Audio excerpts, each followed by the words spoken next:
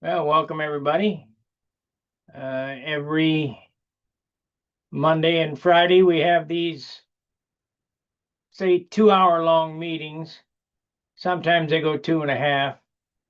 You can find the link over on Stunt Hangar as soon as I get it posted here. Let's see here. So we want to go here and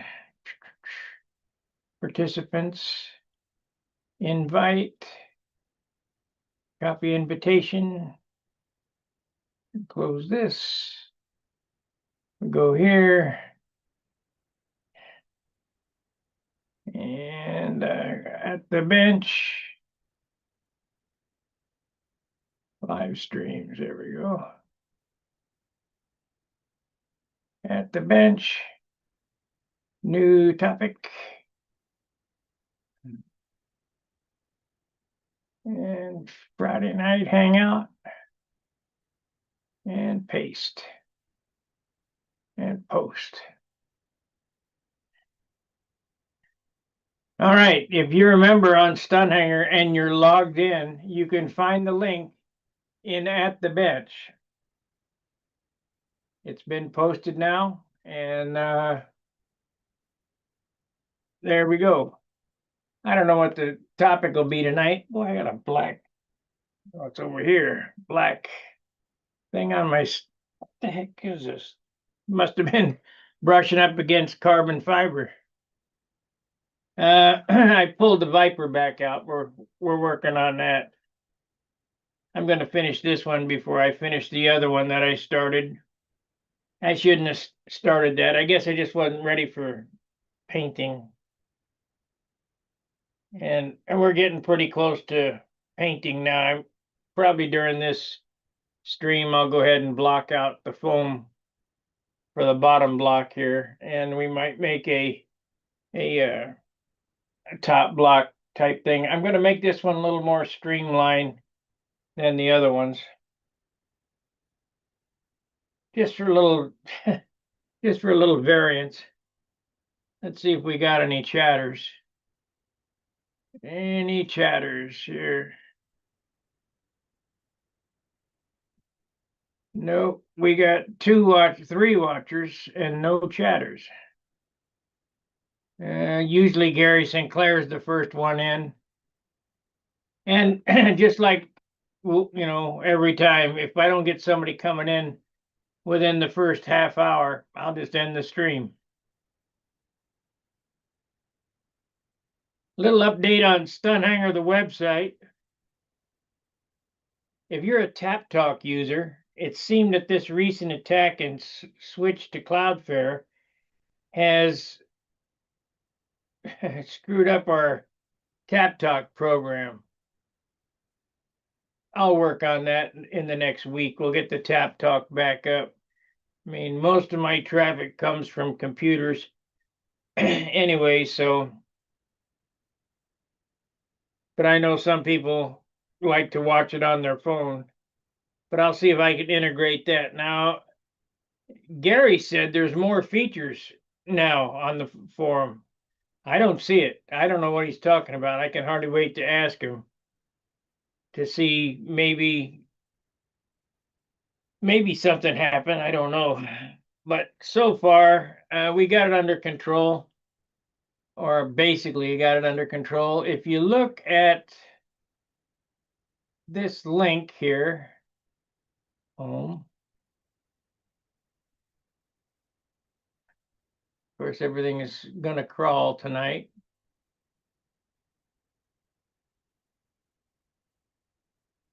Yep. Unbelievable. Oh, there we go.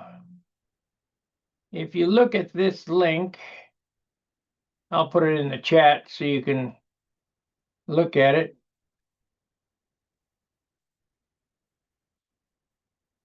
Somebody made mention of 7,000 bots against me. No, it wasn't 7,000. It was 60,000. Copy.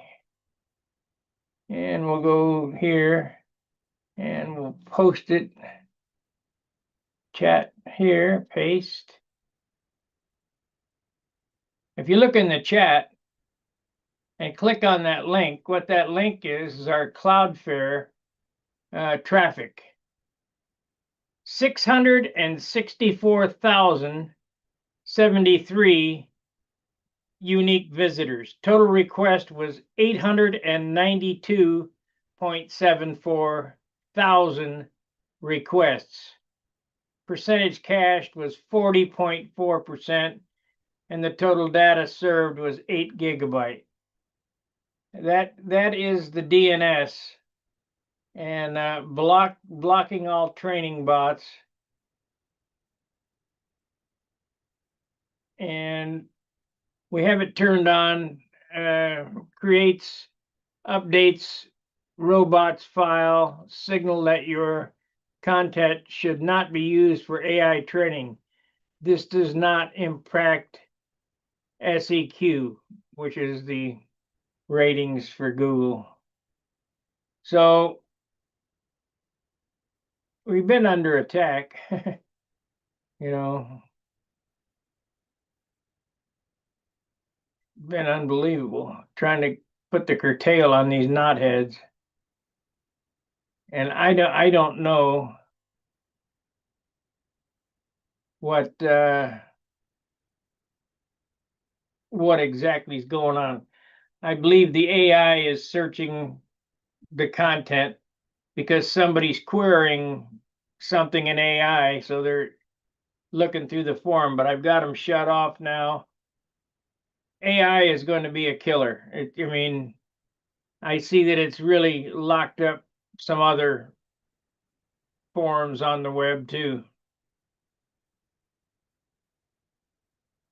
So I don't know what's wrong. I'm working hard to keep you abreast of what's going on. I spent all my extra money,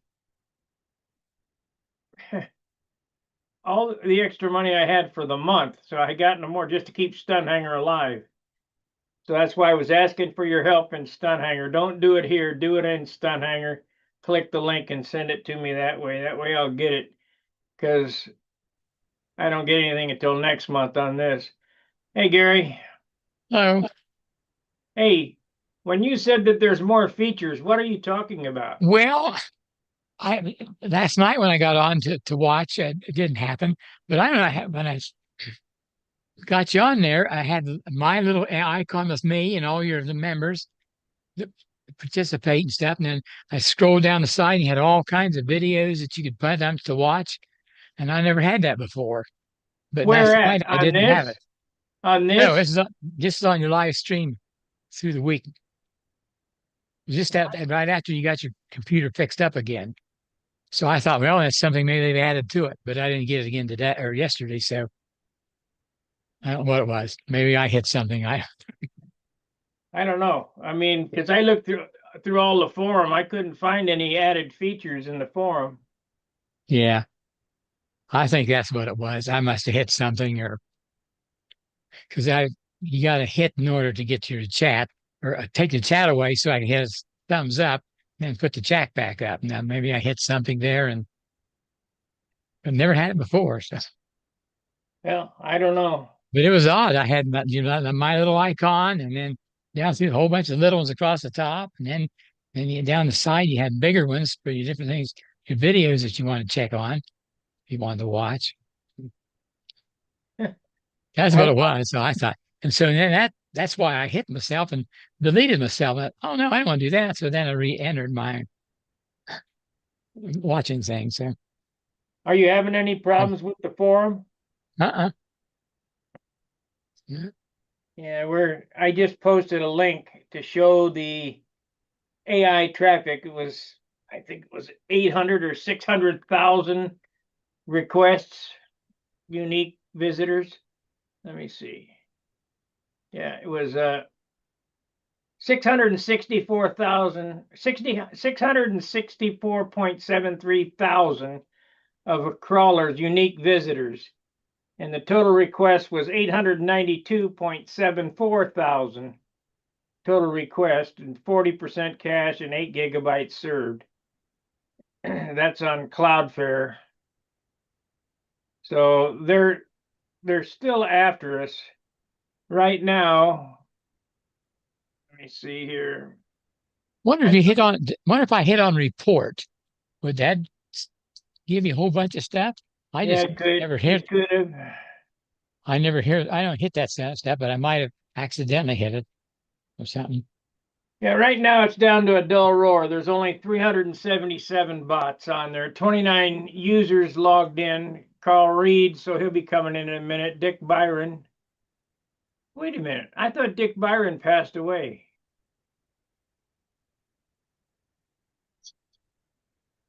I don't know. I'm going to have to ask Joe Gilbert. Why would Dick Byron be on the forum if he's passed away? Unless he's 83, it says. I mean, I better ask Joe Gilbert. Yeah.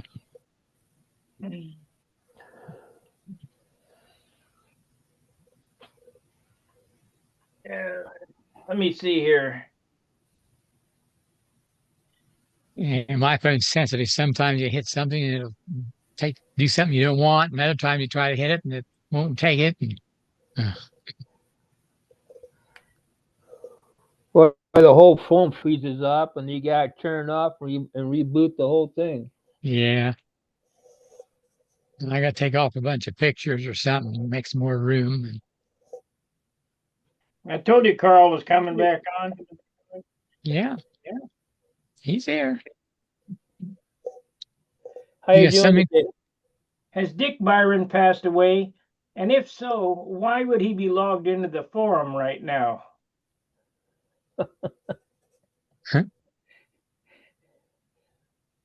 Maybe it's the ghost of pilots past.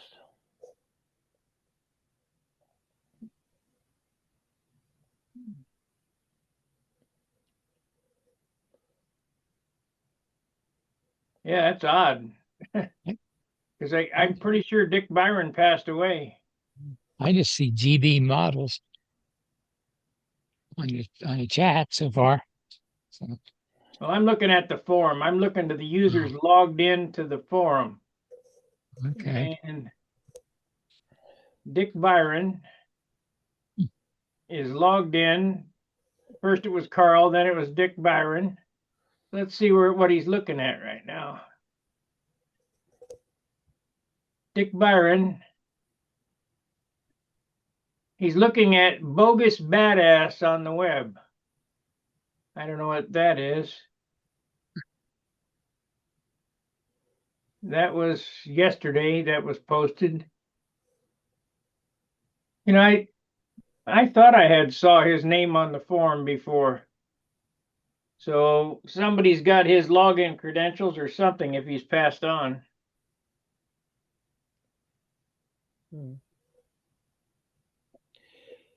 Hey, Sparky.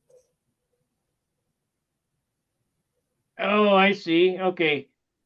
Could be it's his wife, or can he be logged in automatically every Monday and Friday like I will be? No.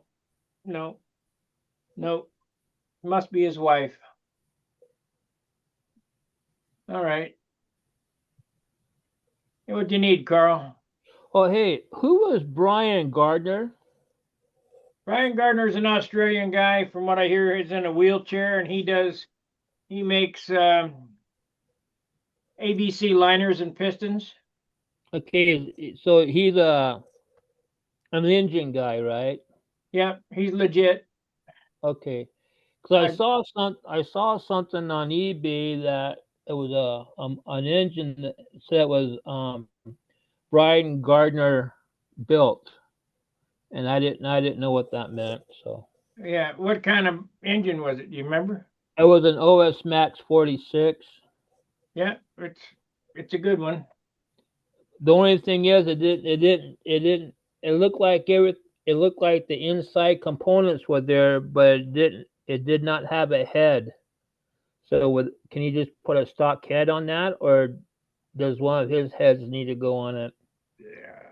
Yeah, I couldn't tell you to be exact Okay. because Super Tigers, you can put a stock head on it, but he offers a head for it. So Well, this is an OS Max. I know.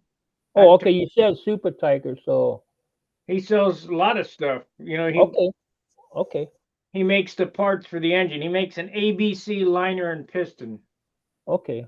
and it turns the engines really good. They're lighter and more powerful, and you don't need a ring. Okay.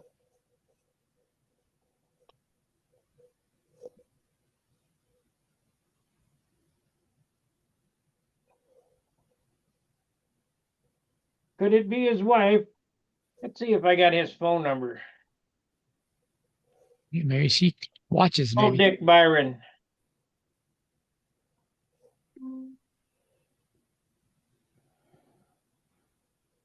Well, I got a Dick here. Let's see here. Oh no, that's my dad. That's my dad. He's gone. Actually, no, 937. That's not my dad.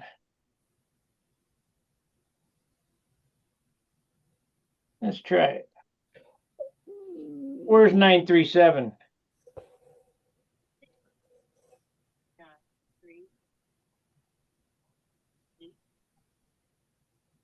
I don't know who it is.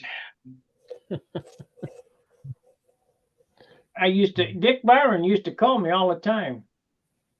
And then he stopped. I'll just send a message. Let me know if it's his wife. Because I hate to turn off that profile. I mean, Oh yeah. I haven't turned anybody's profile off. You know, if they passed away, you can still find them Yeah. on the forum. Can you call her? I tried. Oh, okay. Or did you text her? Check this out. Fun stuff. Okay.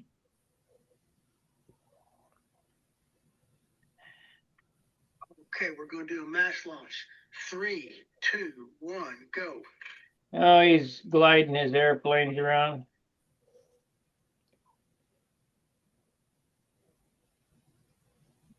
Yeah, great.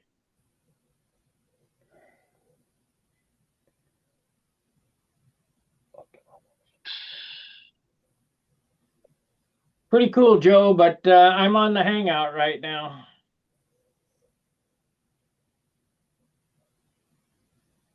Okay, Which Joe was that, Sparky? iPad Joe. Okay. Oh You know who yeah, that yeah, is? yeah. I do. Yeah. I do. Yeah. Yeah, Joe Gilbert. Joe Gilbert. Yeah. GB Models says, "What are you all working on at the moment?" Well, I'm working on another Beamer right this second.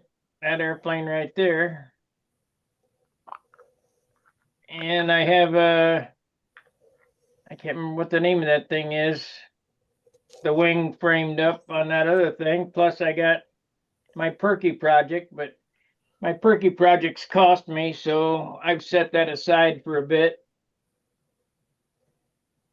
Try to get back to some wood.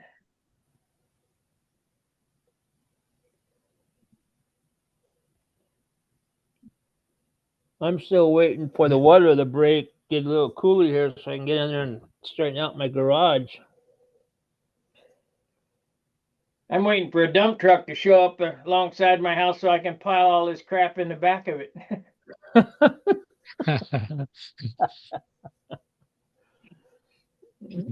Either that or have a burn day and burn all this stuff.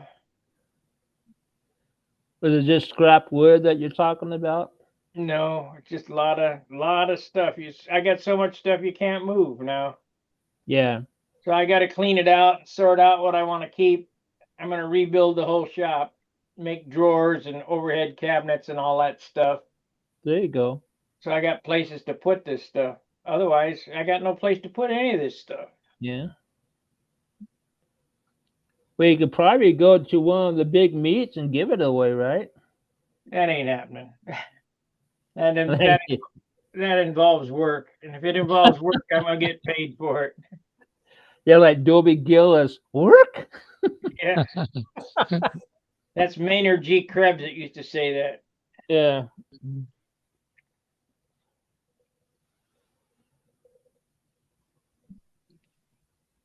Come on, guys, come on in.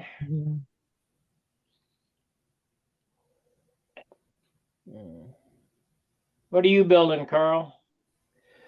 Well, like I said, I really haven't done anything because my garage, since we moved in here, I started when the weather was cool. I started going through a bunch of stuff and trying to organize it a little bit.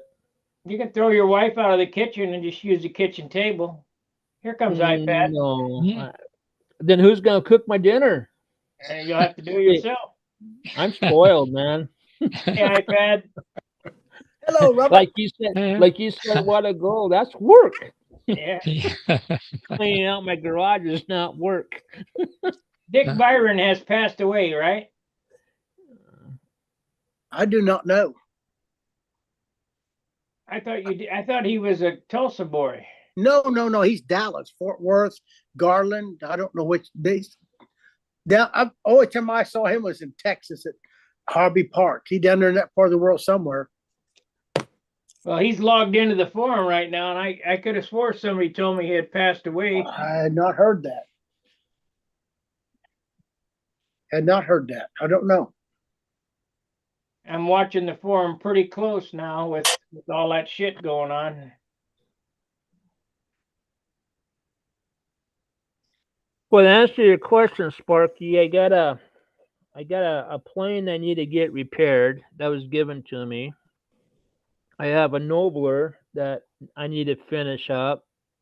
The control rod broke on me here 5 years ago or so.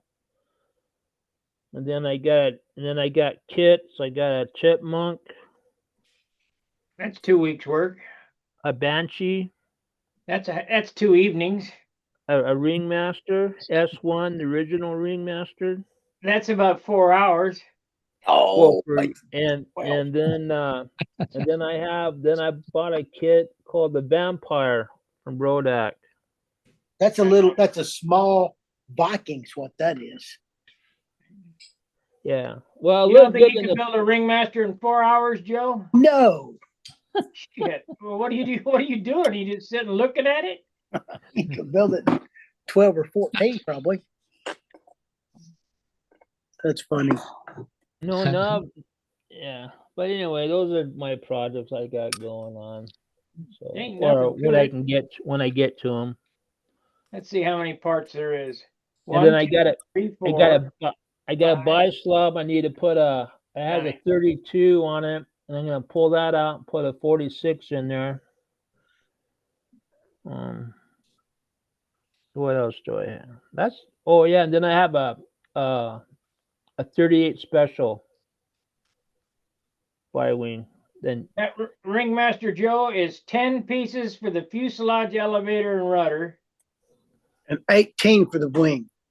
So that's 28 parts, and you can't put that together in 4 hours. Not get it straight.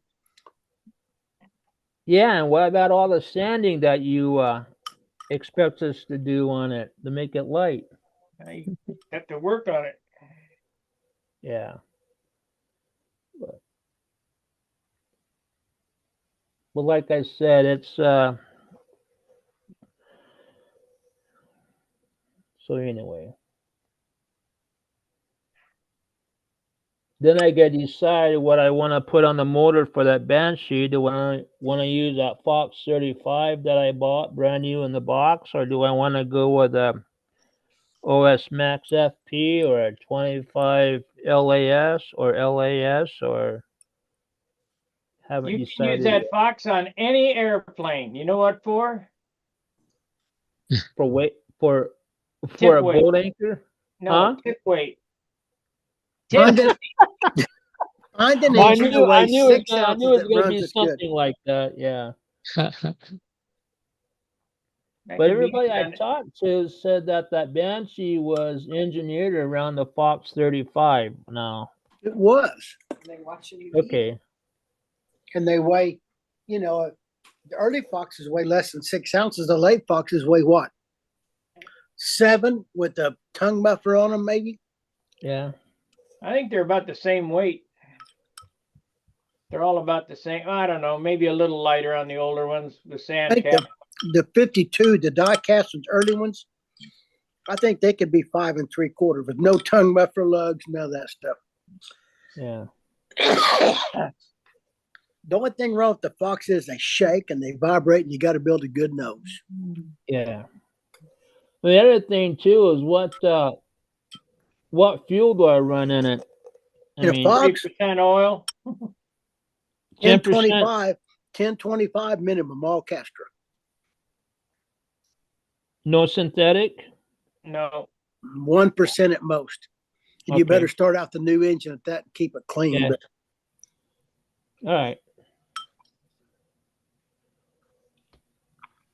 Fox fuel's 30% castor, 5 to 10% nitro.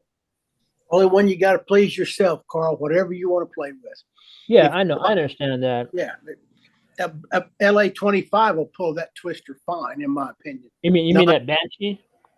Yes. Yeah. Which Okay. is the same LA thing. 25 with the 9.4 prop, letting it beep and pull it easy. Okay. And have twice the power of the Fox. Yeah, and don't have to worry about the fuel.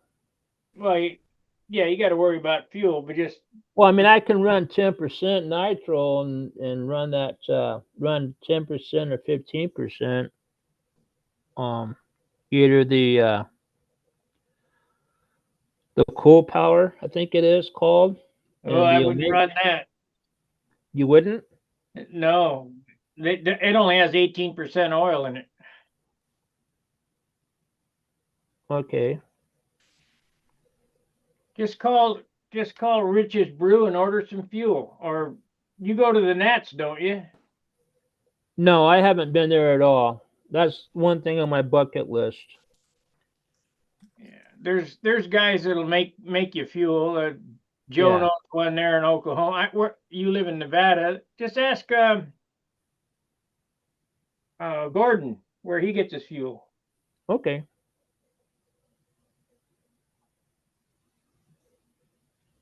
But even Rich's Brew will send it to you.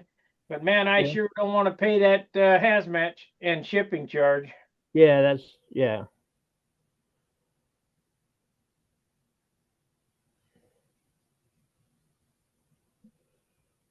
So do those 25 LAs they run better on castor or synthetic? Or You does it run matter? Or the castor and synthetic blend?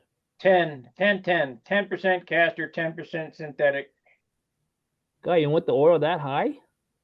Yeah, 20%. Okay. Can't hear you, Joe. You're muted. Because the Omega fuel, is it the Omega? Yeah, the It's Omega only fuel is. 18%. It's not enough oil. Oh, I was told it's 19%, but maybe I was told wrong. But okay. My Brodacks and my LA 46s, my Big Blue, the 60s, everything I run usually on 18% all synthetic. I run my Brodack 25 on 18, really 20%, 18% for years. All synthetic. I have a Brodack 25 and on one of my combat ships, and I run that Omega fuel 10% or 15% synthetic castor blend, and it runs just fine. It won't hurt it a bit. They Yeah. got good piston sleeves and fits Yeah. good. It'd be fine.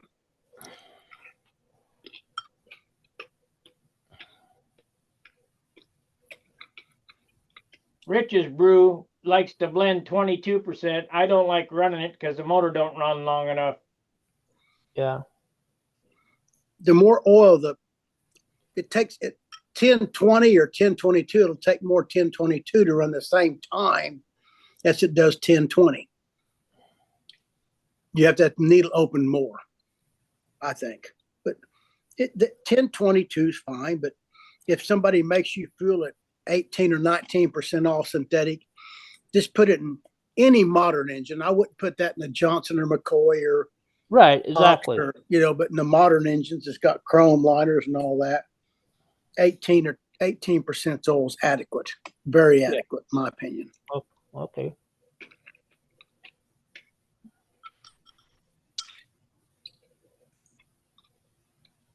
So indoor rubber band models from 10 o'clock till 4 o'clock this afternoon. Man, I got some great videos. I wish I knew how to share them. I'd share them with you. It was so cool. We had a good time. You launch them from sitting on the ground, huh? I do. I sit on the ground, put the airplane against the ground, get my camera going and raise it till the prop turns and turn it loose. Zoom, up it goes. I stuck in the ceiling at least twice today. Got to get my grass blower and blow it up. It finally came out of the rafters and down it came. Kept on flying. That's funny. Oh, shoot. It had dust bunnies all over the wingtips from being up in the rafters, bouncing around. It's just kind of cool. It's fun. Steve and I were discussing coming to Tulsa. I ended up getting a barbecue from Dan Winship. So what we need is a supermarket. Is there a supermarket around there? Yes, well, it's 4 miles away. That's There's a fine. Walmart 4 miles away. Is that? Someplace we can buy hot dogs and steaks Oh, and sure. crap like that. Absolutely. At that same exit where the casino's at, there's a Walmart. Yeah, that's probably where we're going to stay, up there by the casino. Mhm.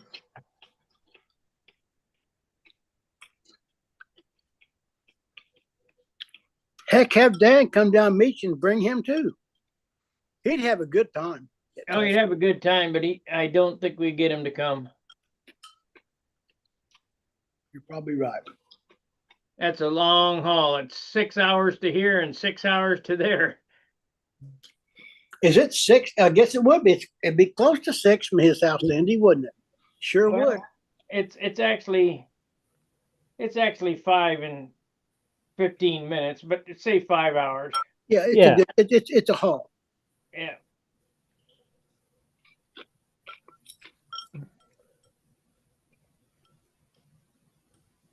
It ain't like it's around the corner. No, No. I think from my house to Buda Park, you'd be hard pressed to make it less than 5:45 minimum. That'd be if you was hauling, Yeah, It's a bit. 6 hours. So do you leave at like 2 in the morning to get there where you need to get to, or you just leave like? I go to St. Louis a day ahead of time. Yeah, we go early Well, that's what I mean. But what time do you leave? when we get ready, or about 9 o'clock in the morning. Yeah. And get there about evening and fly a flight at his field, and then go back to the hotel. And the next morning you're up and ready to go. Yeah. A lot of times Friday evening we have cookout at the airport. Pizza or something delivered. Just to everybody wants to stay in practice till dark, and it doesn't get dark till what, 8 10 o'clock o'clock. or something. Yeah, it's late. Not 10, 9 o'clock, 8:30, 9 o'clock, somewhere in Yeah, there. I think that'd be a good guess. Not quite as bad as the Nats, where it stays dark, light till 10 o'clock at night. But Most people get there, Friday afternoon, 2-ish or 3-ish, and play. And we used to have a cookout here at the house. Colleen made food and everybody came here, but people would rather stay and fly. So she just started ordering pizzas for donation and have pizza and stay there. I mean, that's what you're there for, is to visit with people, Carl, and fly, visit and fly. And there's 3 circles. 3. Yeah. Oh yeah, that's right. The one closest to the highway.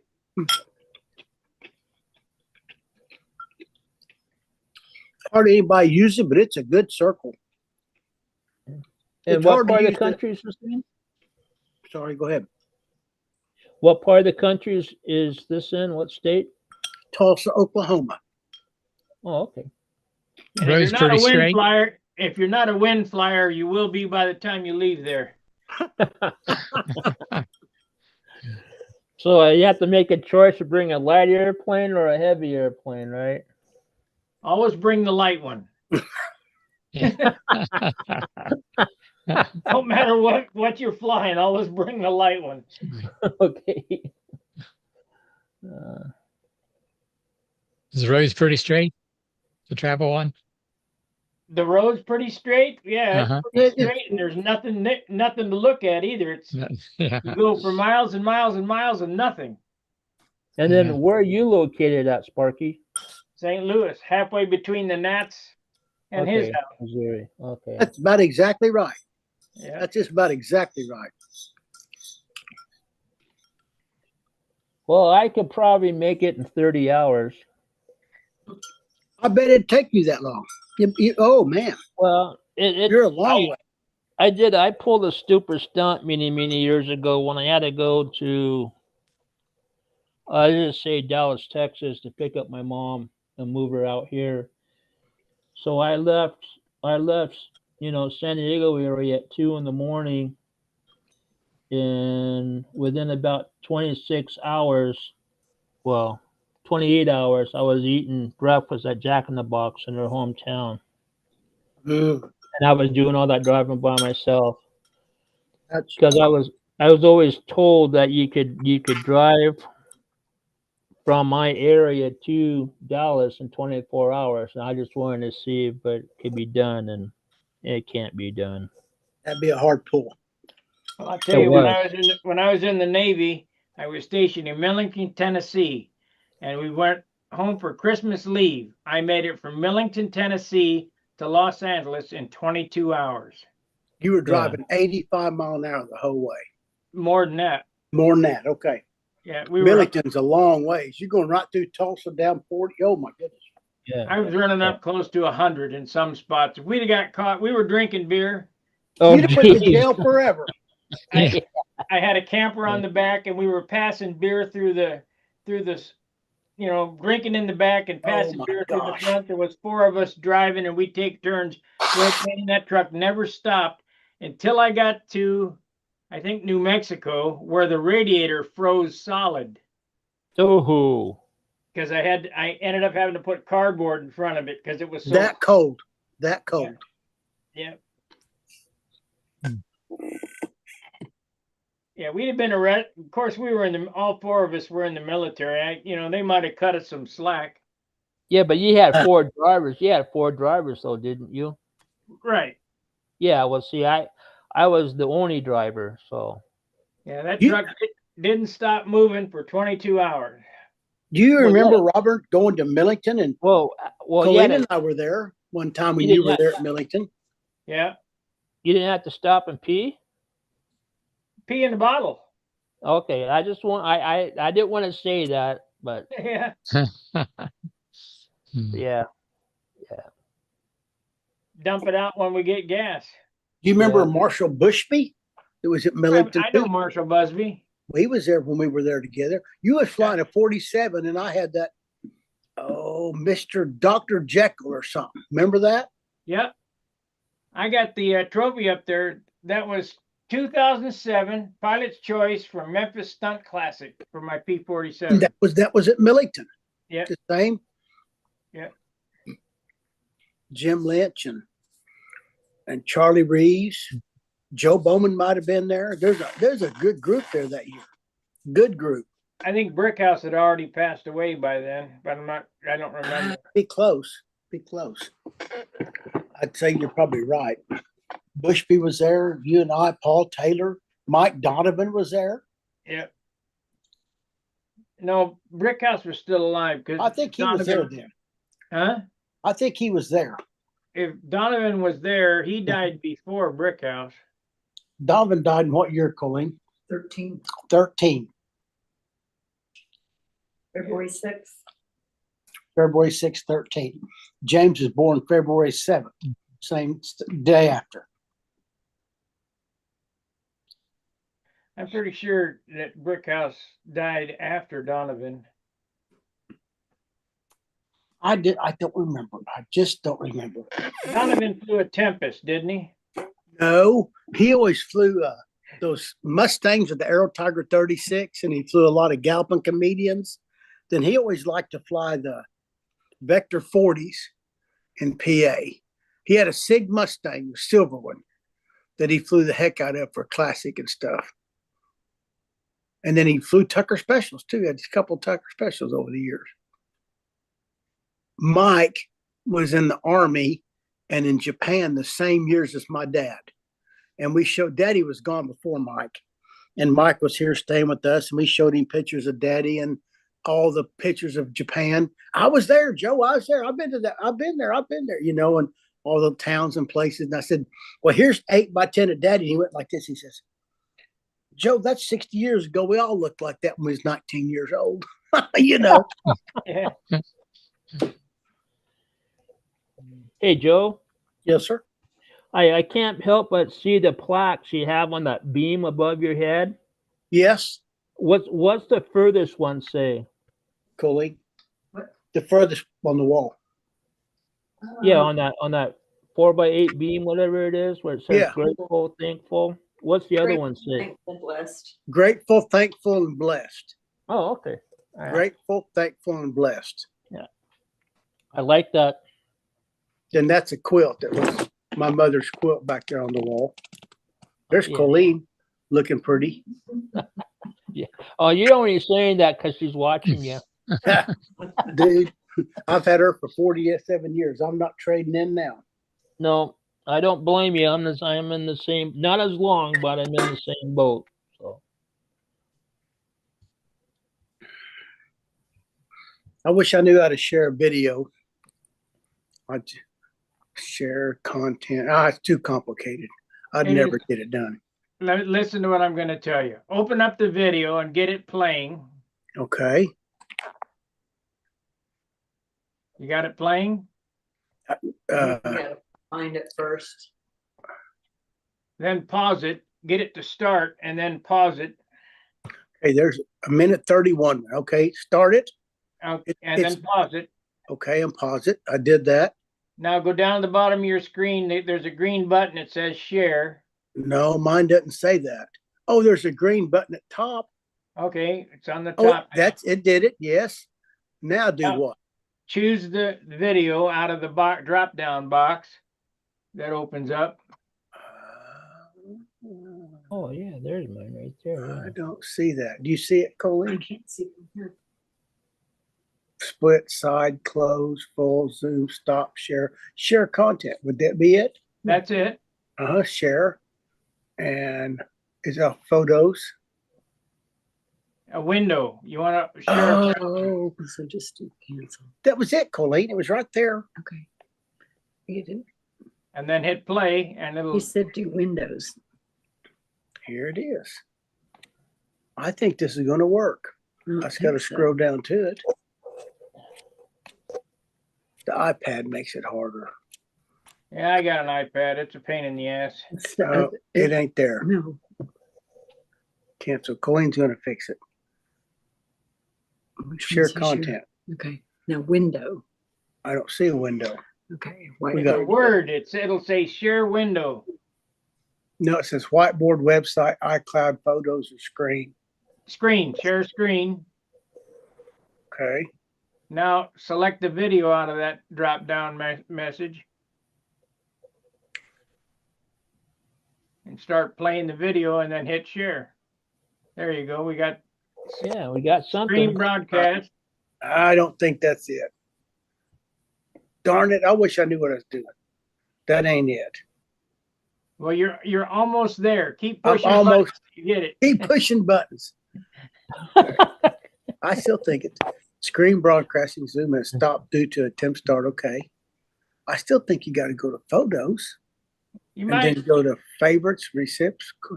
You see videos anywhere in there, Colleen? Recently saved, recently viewed videos. No videos. Man, that is too dang Do bad. recently. Oh, there.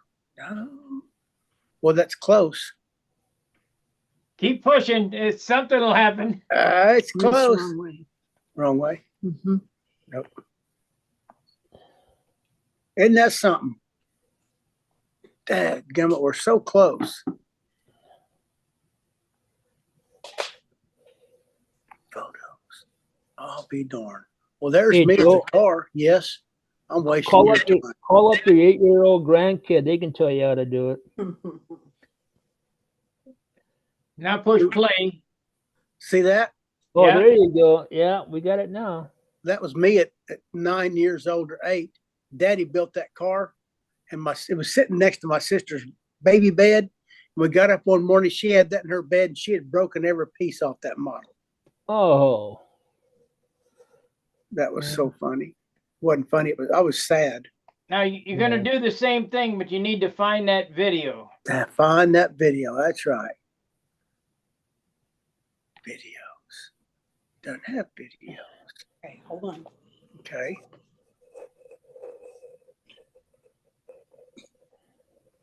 I can show you my grandpa's airplane he learned to fly in.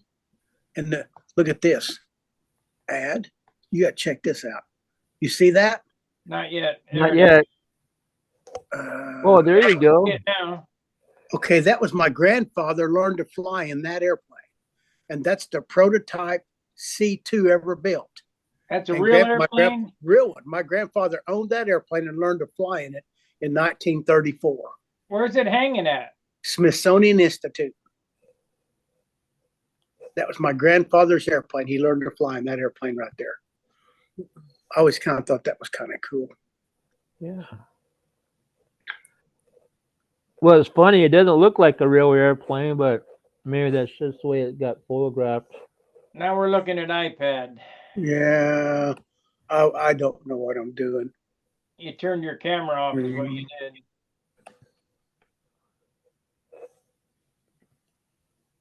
I should stop. There you go. You're back. Man, I wish I knew. Colleen thinks she does, but we can't do this. It's got to be in photos, Colleen. That's the only place it'll work from. There's you launching. There's blue, but there's no videos in the photos. Nah, it doesn't matter, guys. You got better things to do than look at this. We got nothing to do.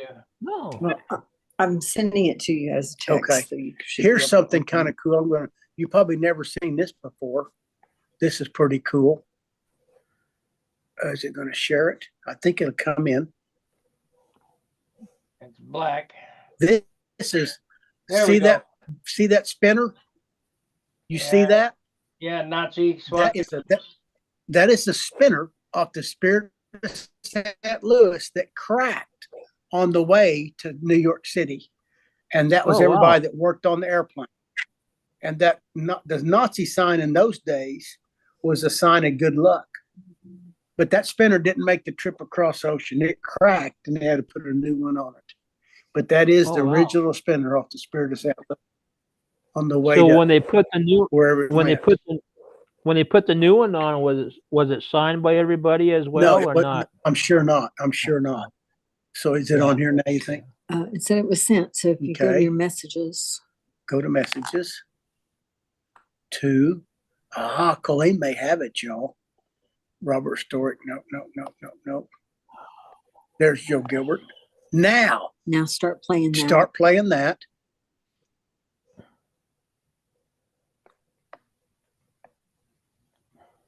We're gonna make a computer guy out of you yet.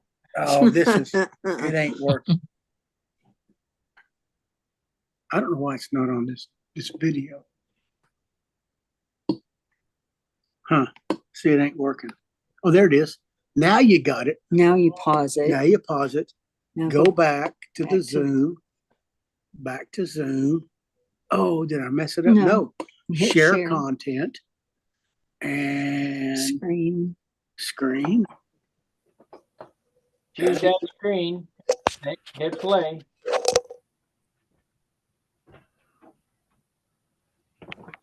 How do I hit play? I think I just did. Did you? No, you're there. See, there it is. There you stop it. Now, how do you get it to pick it up off this screen? You have to hit- see it in the Zoom program. Share content, photo, screen, website, whiteboard. It Try was screen. that goes to Okay, Zoom, well, start just- broadcast. Okay. Start broadcast. That's going to work. Maybe. Nothing yet. It's thinking. There you go. We got It's trying. start playing it. Let's see it. There we got some kids. There we are. Okay, we're gonna do a Is that playing? Yep. 3, 2. See the airplane 1, sitting on the go. ground? Watch. There they go. Yeah. Colleen did it. I know that's no big deal, but that's cooler than crap, y'all. You guys are having combat. Yeah, with free flight airplanes. Isn't that something? Yeah. Mine was stuck up on those wires once today. Stuck up on the wire to get my leaf blower and blow it out of the ceiling. It doesn't crack. And This mine's was gonna a hit. good I can't flight. tell in the camera what's going on. You can't see it? Are you under me? Oh, I'm talking. I should have silenced that. That's all right. As long as there's no Missed it music. that time. No music. It's just us talking. And look at the green dots. We think that's the lights that the camera sometimes picks up somehow. That's lens flare. Lens flare, huh? Yeah, it's the reflection off the lights into the lens. Well, that's what every one of them does. It. I'm 105. I'm 105.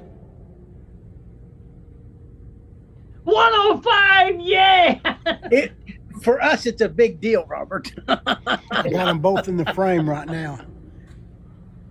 I think he made probably 155, and I made a little over 2 minutes on that flight. But look at those dumb things. How they do that? Am I gonna be in the way your airplane looks like I am? Oh, yeah. I thought it was going to hit him, but through the camera, you can't see what's going on. He's lower. Yeah. He's out of the picture. He's out of the picture. It'll just have to be. Don't miss me. When those air conditioners come on, Yeah. you just will sit back and wait till they Down at go on, because it'll 154. crash your airplane. Uh-huh. Look how patient There's they are. 201. There they are, right there together. Now I got to Hit the stop share. stop. There you go. Now you're back in business. You take over. Yeah. Cool. Thank you. We done bored Gary so much he left. Yeah, he's hiding. No, I'm here. Oh, You got your camera off.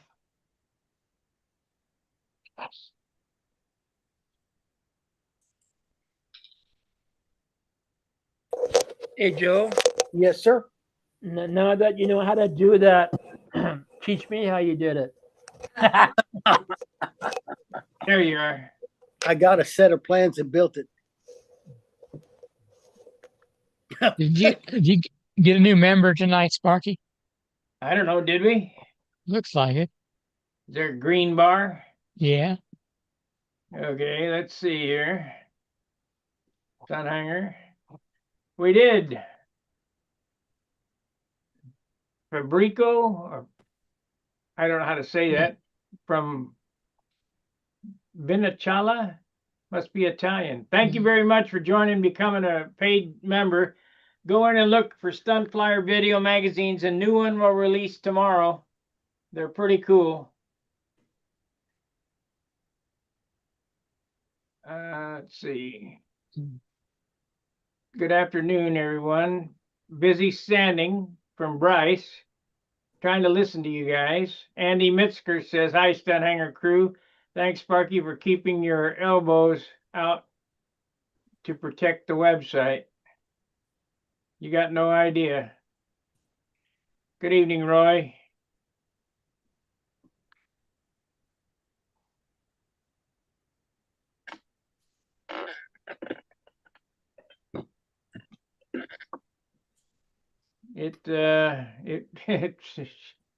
It's killing me. Let's see here. So I think the next contest, Robert's probably yours for us. Yeah, ours isn't too far away. No, I think that's the next one for us. The week before ours. What's the date? What's the date? 16th and 17th of September? I think so. Thereabouts. Yeah.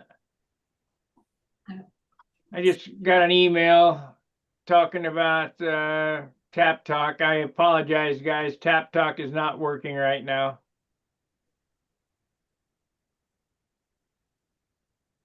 Ours is the 27th and 8th. I bet yours is the 20th and 21st. Yeah, that sounds right. I think that's 1 week before ours, I think.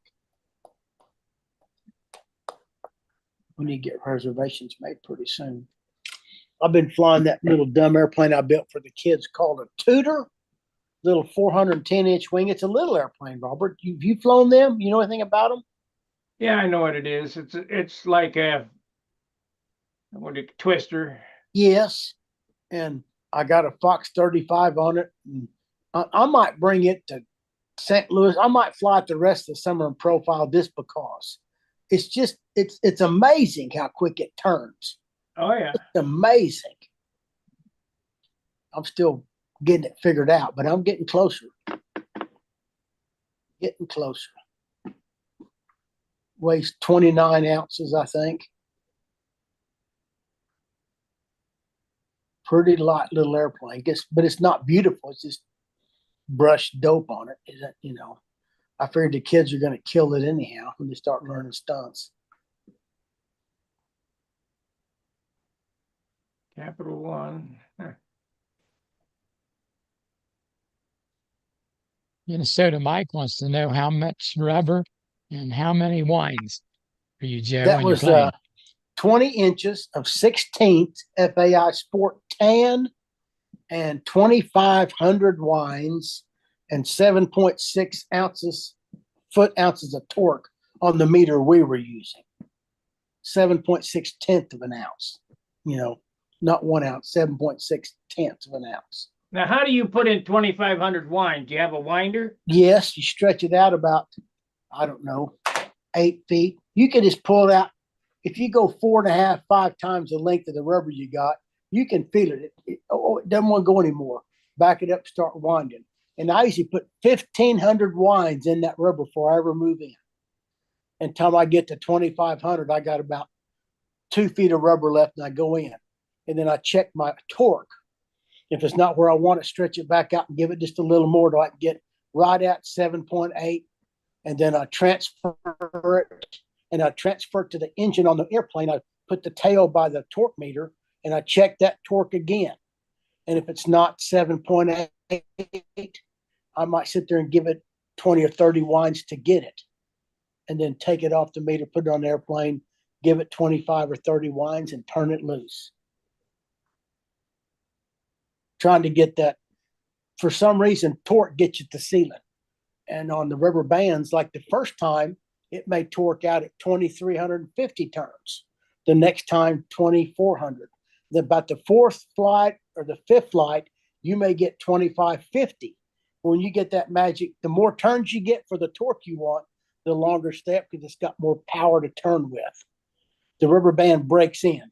But by the seventh flight, you usually can't get 2,500 runs, and the rubber band will break, usually.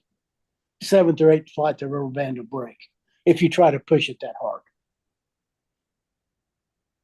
We Look, probably broke. he said, my Dawn Patrol, 1 wind to 80-inch ounce. 80-inch ounce. Holy mackerel. That's a big airplane, evidently. That's cool. These airplanes, the ones you saw fly, weigh 7.4 grams. We weighed them today and put nose weight on them and adjusted the wings to make them weigh that. So they don't weigh much. And it's inch pounds of torque. It's not even 1. If you put 8 on it, it'd just go to, in that building, it'll go to the ceiling too fast and get caught up. It'd probably crush the fuselage, wouldn't it?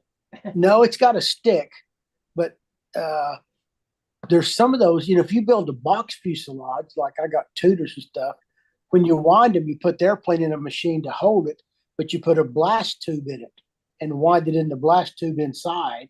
So if the rubber band breaks, it don't blow your airplane up. Then when you get it wound where you want, you take the winder off, hook on a piece of wire, take the blast tube off, take the wire off, put the prop on it, unhook it, and then throw it on a box fuselage one. That boy there, he's put 80. He's flying something big. That's outdoor. I don't know what it could be. It could be 8 or 9 strands of something. Asking, he'll tell you. That motor's got a lot of power.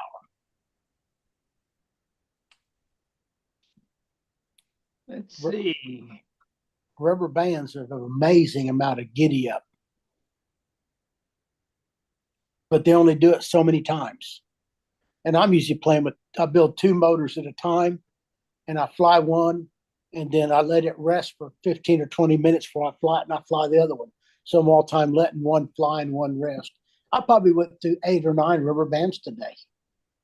I killed a lot of rubber bands playing.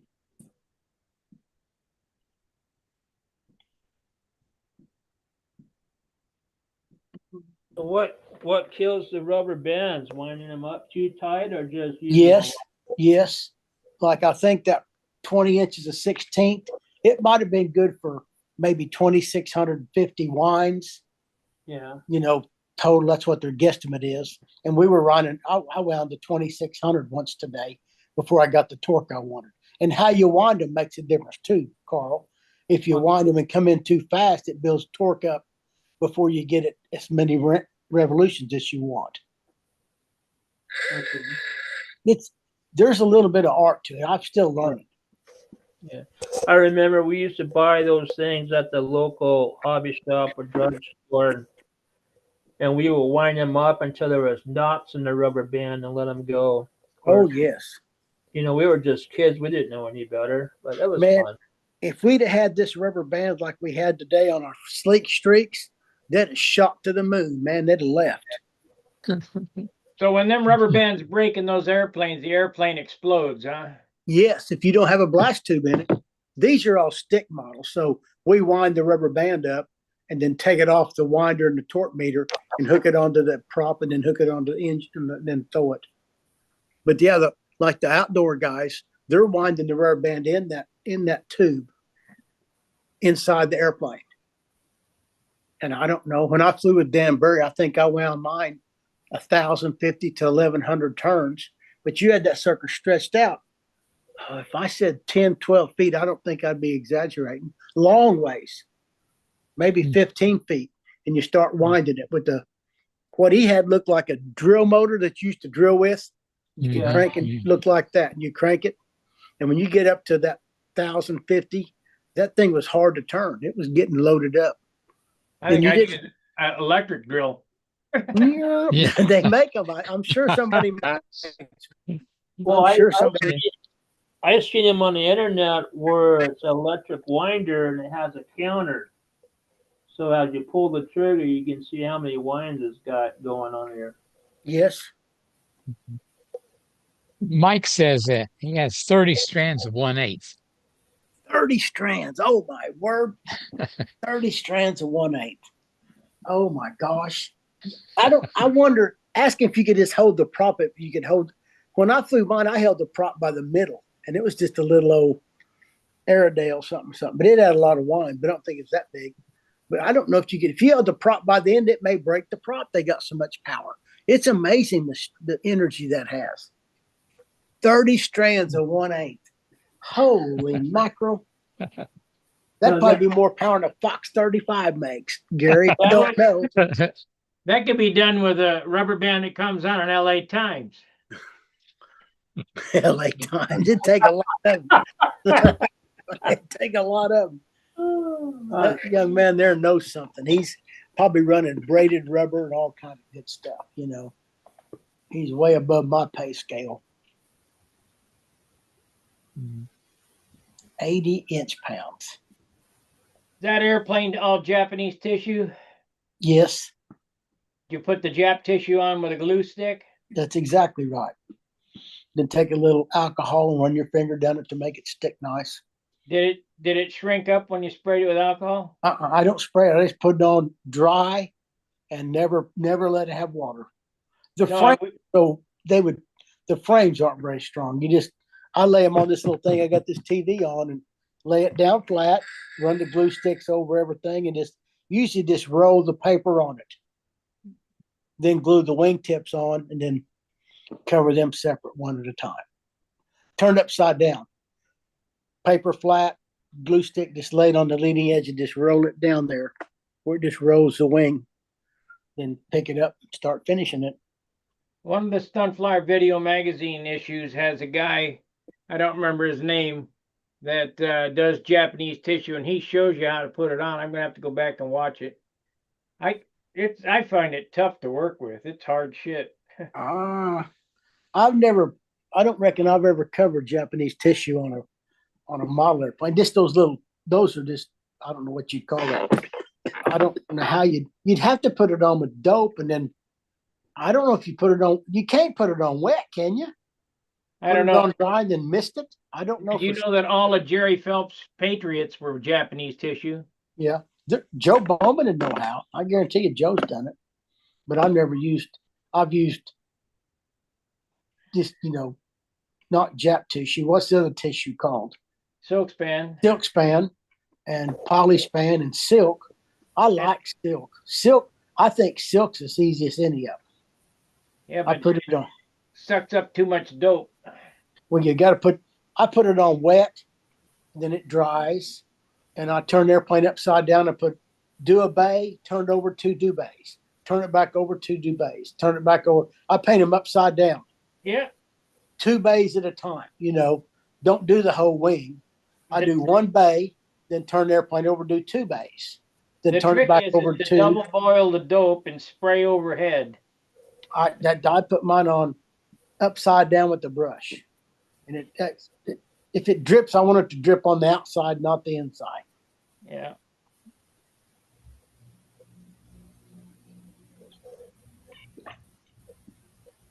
Well, I was watching that one video. I think it might be Man in His Museum, where Billy's talking about. No, it's one of the Stunt Flyer video magazines where he's talking about using Aerogloss as the first coats of dope on his. I'm going to try that. I got 2 quarts of Aerogloss dope left. I'm going to do Aerogloss first and then do Randolph afterwards. Use Aerogloss to seal the wood. I don't have an opinion on what to do. I've heard people putting hairspray on them first to kind of seal it, and then it sits on top of that and fills in the cracks quicker. I don't know. Yeah. All my airplanes have dope on the wood, regardless where I'm going from there. They've all got dope. And I'm not sure that dope and zinc stearate's awful good deal. There may be something better, but I don't know what it'd be right offhand. I've tried other stuff. Dope and more dope. I quit using primers. Did you quit using primers? Yeah. Yeah. You just add clear dope and sand it till it's frosts over. I've been sanding on my new Big Blue, and I went and bought, I think it cost $12 or $13 a can for Dupa color, sand, a fill, and sand primer. Don't use it. It worked beautiful. My gosh, it just powders off so nice. Oh, I know. It sands great. You can sand it off till it's naked. You can just see through it. And what are you going to paint this with? Blue car paint.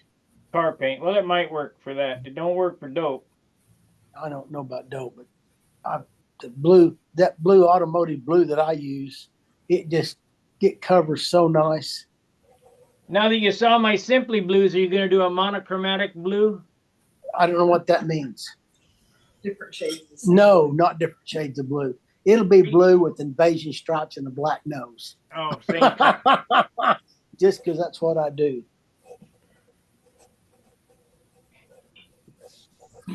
Yours has got all the curves in it. That's just asking for trouble. Ain't nothing to it. You got to be talented to do that. Well, it looks like our crew is slimming down. Yeah, nobody came on tonight. Wonder how come. Football game must be on. That's what it is. Yes, sir. Who would choose football over flying airplanes? There might not me, but there might be somebody. I like to fly airplanes, all kinds. See if we got any more chat. Any more chat? We did pick up a new member. That's great. That's awesome. Yeah.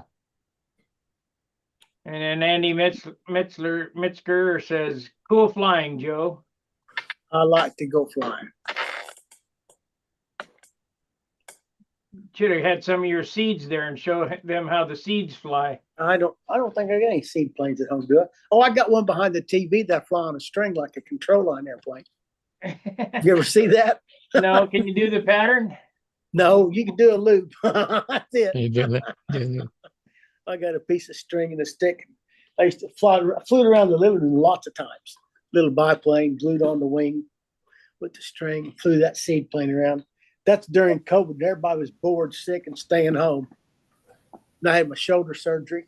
Couldn't do much. You know, you're talking about flying that little airplane on a string. When I was a kid, my dad had the hobby shop in the pool store. We had great big giant horse flies that would go and they'd get inside and they'd crash against that plate glass window. Well, you take and make a noose and you put it around the horsefly's neck and you pin it to your shirt and he'd go zzz. Flying around your shirt. Oh my gosh. One of my buddies here in town said they used to catch him at his shop and they'd catch him in a box and put a piece of paper. They'd put him in the freezer and get him cold. And they'd glue a couple of them onto a little bitty Boss airplane with CA. They'd set them out and let them warm up. Yeah. They're pretty cool. They'd throw airplane. They'd just fly the airplane around the little Boss airplane, that big probably. Just stick, make it look like it's flying around. Never done that, but that'd be cool. Oh, We used to take in big Japanese beetles and put a little string around their foot. And then while they fly around, you'd hold them, you know. I'll be darned. That's funny. Yeah. That's funny. Pretty sick. Pretty sick. Yeah. Well, like I said, when we did stuff like that, we were kids. We didn't know any better. We were just having fun. Yeah. Well, I loved flying so much back then because we used to fly right outside the hobby shop in the parking lot on the side. It was great. Build in one spot and take 15 steps and get into the parking lot on the end by the furniture store and go flying. Were you flying 35 size airplanes? Yep. I'll be darned. Yep. 35. Nothing big. I mean, we had 60-foot lines. Yeah. Flying Goldberg shoestrings and busters and ringmasters. Yep. That size stuff. Yep. So that's the reason why they put parking lights and trees in the parking lot. So we can't do that anymore. Well, when I was in the military, I loved it. You know, we'd work all day, and then at night, we'd drive in Millington, go to the Sears parking lot, and fly under the lights until the lights went out. I'll be darned. And the cops never hassled us. They never said a word to us. We flew at the elementary school that I went to school at that was a block away, and we flew Fox 35s up there all the time. And I mean, that's where the club meant to fly, and nobody cared. People come by and watch. You know, it wasn't like you wouldn't do anything mischievous to hurt anybody. People come by and watch. Yeah, I don't understand what happened. I know what happened. I figured it out the other day.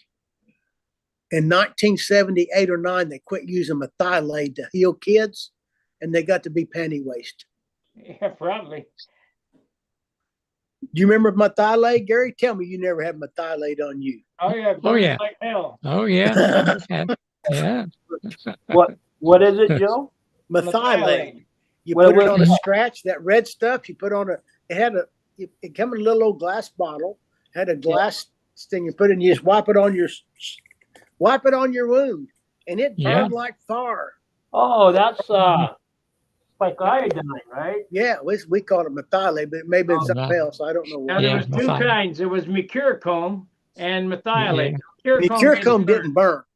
It's Yeah. what the Yeah. school nurse had in their stash whenever somebody scraped the knee or something. Yeah, right? and we were young then, but you'd heal in 3 days, and it Yeah. never got infected if you used methylate. I don't know what was in it, but something probably kill you. But Probably paint thinner. That's why it burned. it burned, boy. You had Oh, good lungs too, because you always going. Yeah.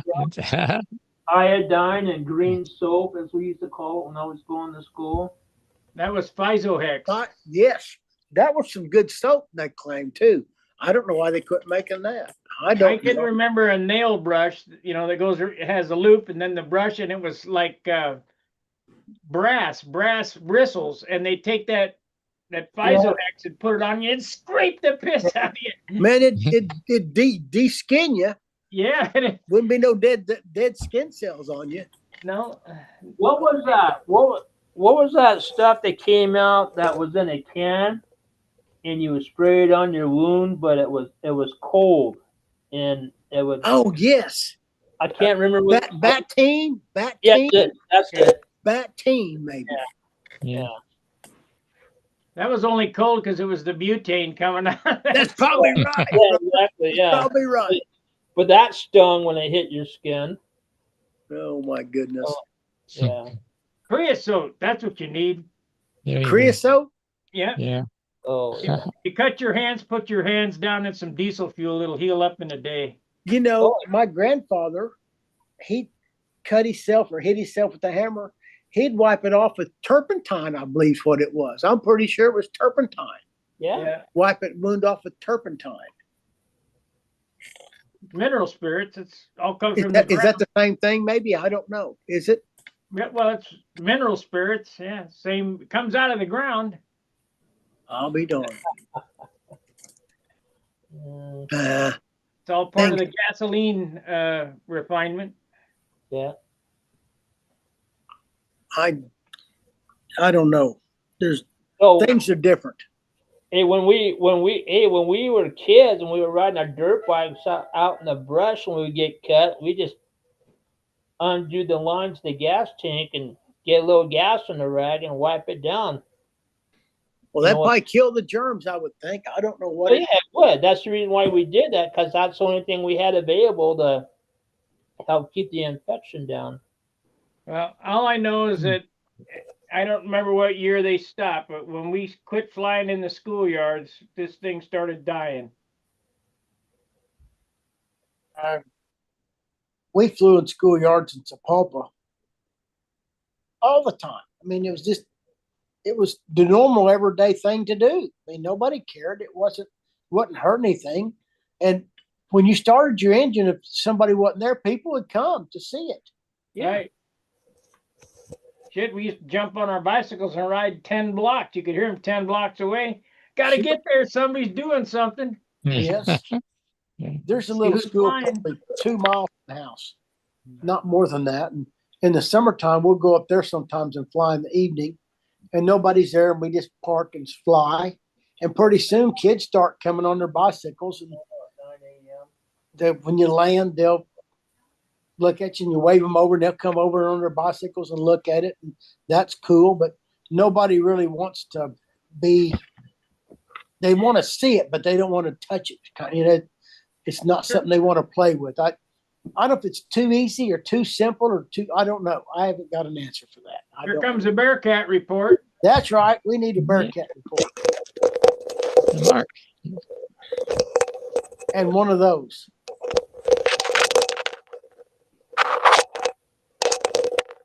You just showed him your rubber powered. Yeah, I did.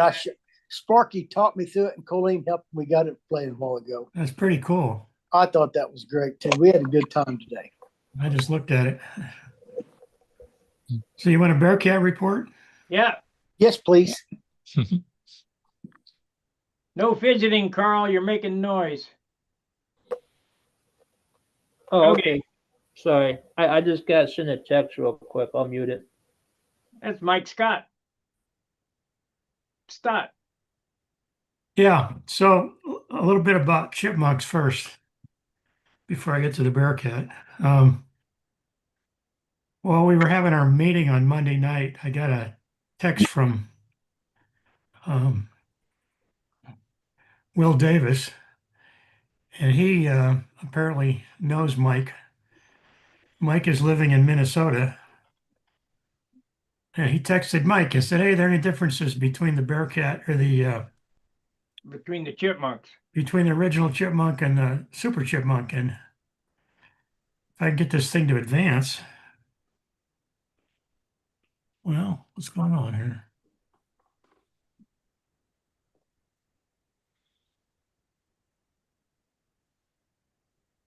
It's not Is that a little, advancing.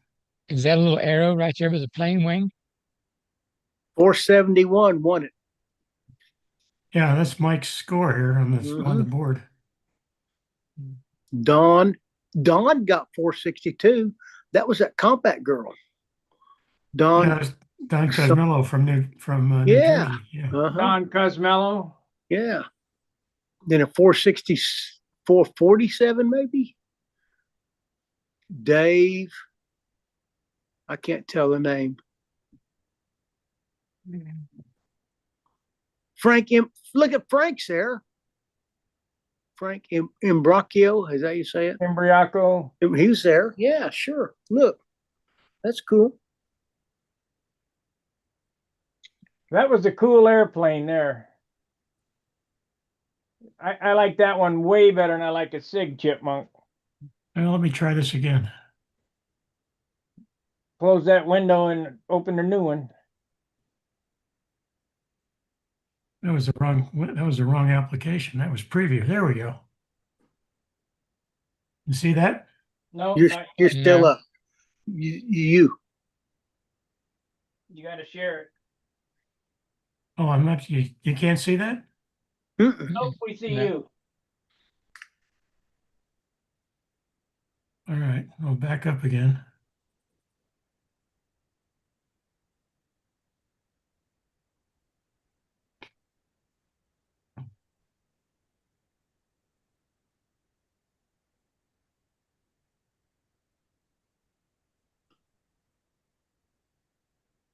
Okay, how about now? Yeah. That's the original Yeah. picture. Okay, there you go. Yeah, that's a Arrow's little at the bit. top left. Anyway, what I was saying was while we were talking on Monday night, Will Davis texted me this message from Mike Stott, and I didn't see it until after the meeting was over, so I didn't get to tell anybody about it. So I told Will I would show it tonight. Oh, no, it's still not advancing. Come on here. There we go. So anyway, Mike said to Will's question about are there any design changes from Chipmunk to Super Chipmunk? Mike said, not really. Mostly an update in construction, eliminating the solid top block, blah, blah, blah, blah, blah. He said he has the first kit off the line for both versions at his son's home in St. Paul, but he's 70 miles away and he could do some checking, but right now he can't get to him right away. So, Well, the first chipmunks were not a kit. They were a set of plans in Model Airplane News. yeah, in fact, this chipmunk has a foam wing.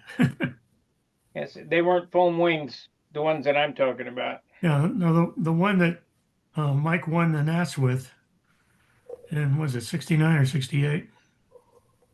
Had a foam wing, and it was a little bit bigger. Then the one they published was smaller and had some differences. Of course, it had the built-up wing. Had to fit in the box. Yeah, and then the one they ultimately kitted was a little different from the model airplane version too. Model Airplane News. Anyway, when they went to the Super Chipmunk, Mike doesn't think that there were any significant changes. Although I read another article by Mike Stott, by Mike Gritz rather. He said none of the parts were the same. Well, I think that may be the case, but according to Mike Stott, the dimensions and airfoil and everything were still the same. So anyway, that's a little bit of news on the chipmunk discussion we had last Monday. And I told Will I would try to get on tonight. I didn't see it in time. Well, There we go. And on to the Bearcat. So We here's saw where that we last were. week. Monday night, I had the stabilizer glued on, and I was test fitting the rudder and the vertical stabilizer. All right. And I went ahead and carefully fitted that after several hours of careful sanding and measuring, and a little bit more sanding and a little bit more measuring, and so I put it on, and there it is. Good show. And I hooked everything up, and it works. Awesome. Look at that. Isn't that something? Anyway, that's the trossel mechanization of the Raby Ritter. And then if you want to see what's going on inside the airplane, this is the cam down here.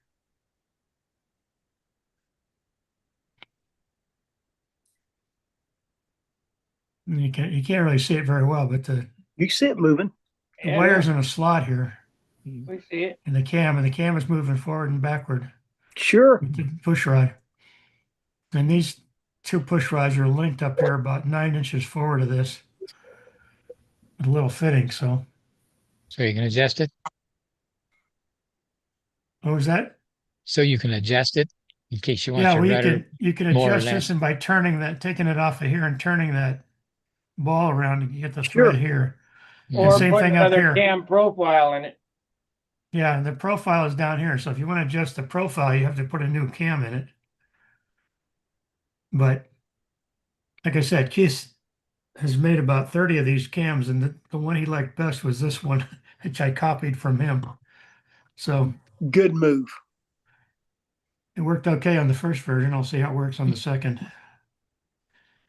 And then I Oh, look. went ahead and did the dorsal fin here. This is a outstanding characteristic of the Bearcat with the high dorsal fin. So that was the last piece of balsa wood I had to put back on it to get it back where it was. So here we go. We got a new Bearcat ready to finish it again. Well done. So Well done.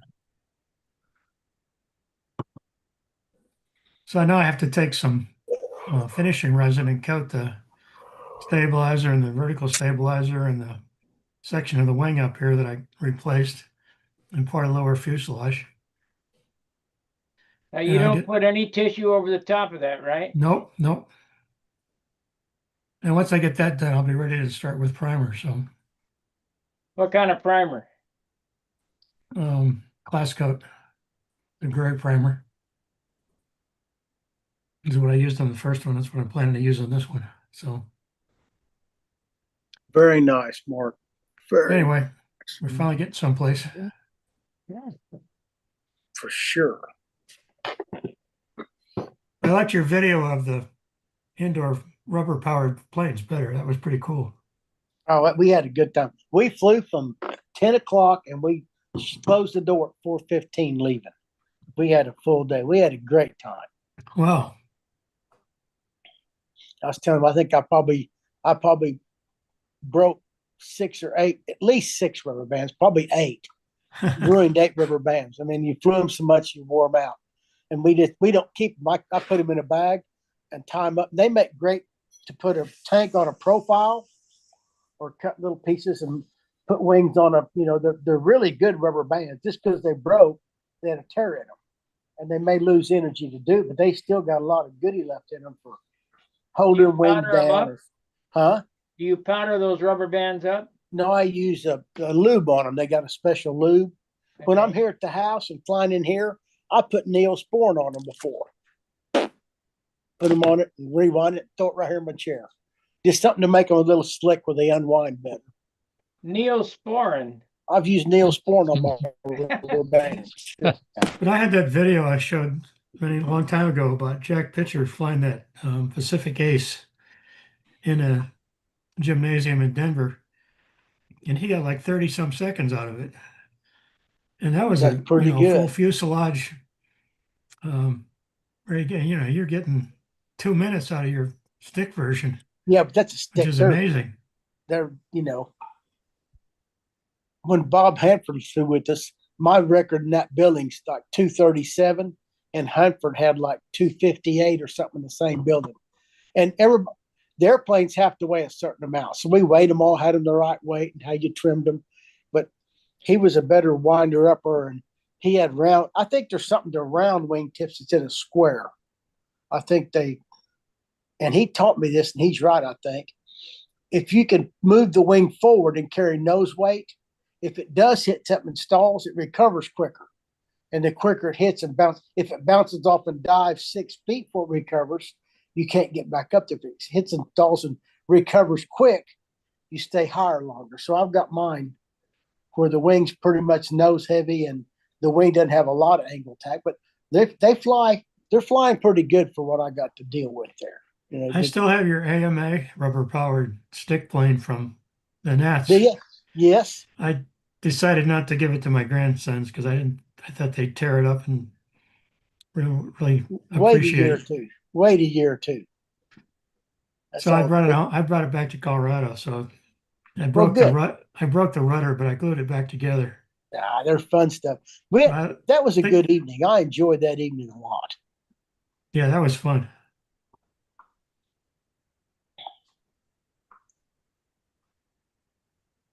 What do you got to report, Tryon? I finally finished that. You remember when I showed you how to cover a wing? Yeah. Different colors? That's finished. Very good. And actually, I flew it Is yesterday. that a powered airplane or glider? It's a glider. Glider, okay. Mm-hmm.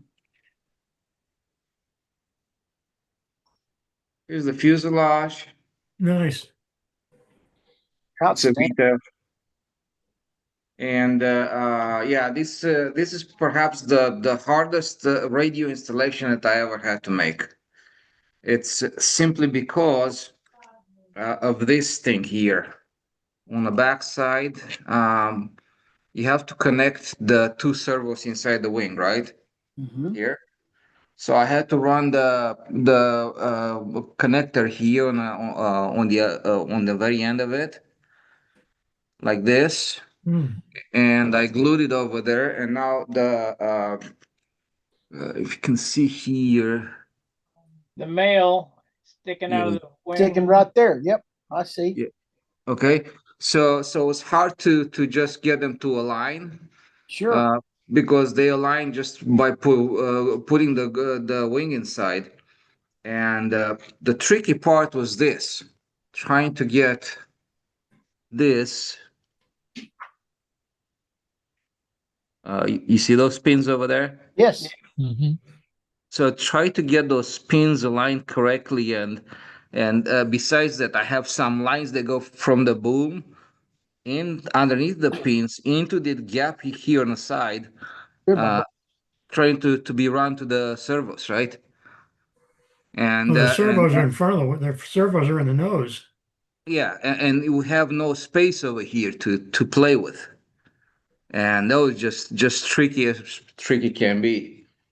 And this is just the attachment on the back.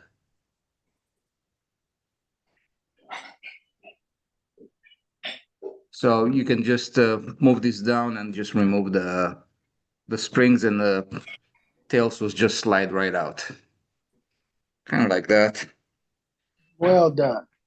But yeah, it was a fun. It's just like I was just so into it, right? It's just weird. I got a kit and I started building it, and I was just enjoying it, and I just kept going. There were days when I would go back to bed at 12 o'clock, and I just kept going. And it flies beautiful, man. I just took it yesterday. I still have to do some. I mean, sorry guys, this is not really control line stuff, but yeah, I have control line stuff for. It's airplanes. Yeah. So the way this assembles, you just put the wing like this. It goes on a rod, right? As you push it in, the connection are being made. Cool. To the servo as well. And you have this the other half, obviously. And it just slides in like that. Super simple, right? And then you can see those two tabs. They align here in the center to a single screw. One screw, yeah. Yep. And just put the screw in there, and then and you're done. And after you tighten up the screw, that actually it's this block here, and this block has a magnet underneath, like that. You can just show you. Just put like that. Bang. See that? Yeah, then you put the cowl on it and you're ready to go. Where do the batteries go, in the nose? The battery's right here in the nose, Yeah. and I don't have a switch. I just connect them. That You one can hanging switch. out there is the antenna, right? Yep. Uh-huh. And also the cover has a magnet at this end, and actually two magnets, and there are another two little magnets right here underneath this. And you just put it on like that. Drop it in. And there she is. Well done. Yeah, Very nice. about a 7-foot wingspan, It's 2 meters. That's 6.5 feet. 7-ish. Yeah, Six and change, right? yeah. So Six close. and obviously I have a tow hook underneath. I put a tape here to just to know where the CG is at. This is just temporary, you know. So I can just check the CG, make sure everything is correct, and I didn't finalize the CG or anything, but I went out flying it yesterday off of a high start. I kept adjusting this tow hook position to get it better, so it launches nicer and goes higher, and it just got better and better. But also it got night. That's late because I was there at 7:30 and the kids were leaving the field from the soccer practice. So I had about half an hour to, dabble around, but I'm super happy with this. This thing flies beautiful. And I also have a control line thing for you.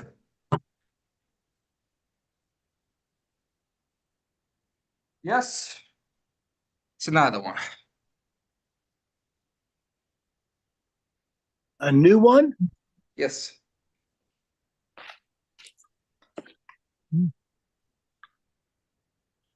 That's a new one. That number 3? Yeah, number 4, whatever. I lost count how many. Yeah, this Beautiful. actually is Acerus is going to Brazil, so it's going to be from yeah. I had You some got rid of your problems with pointy the spinner. it's a different motor with a different shaft, so my point spinner is not going to work on this. It's the adapter that I made is for 6 millimeter shaft, and this is a 5, and this is the spinner he gave me, so this is fine. But if you can see, like, has nice coolant around it. The air can go through there, battery, whatever, usual stuff that I typically do. The arming switches here, just a screw between two plates. You tighten up, you make the connection. It's very good. It's just simple. And actually, if you look at this plane, everything works with one single tool. I mean, everything that has a screw inside works with this one tool. So Nice. yeah, Good that's my story. Make it simple. Mhm. Yeah. Look at it, the wing disappeared. So yeah, the one nice thing about these planes, they don't take a lot of throw on the controls. This is about the maximum I kind of use in flight. Maybe Should even be all you less. need. Yeah. Maybe even less. This is a lot actually for it. So I had some new parts in here in a control system, and the new parts came because as I was using the other system, the old one, it was fully adjustable, right? But in the old system, I kind of find out the sweet spot that at least the one I like, right? My settings, right? And that was always the plan. I didn't know since it was a new model, a new aerodynamics and everything else that goes along with it. I started to look into. I mean, I didn't know what I would end up with, right? Could be more, could be less. I mean, just the jury's out there.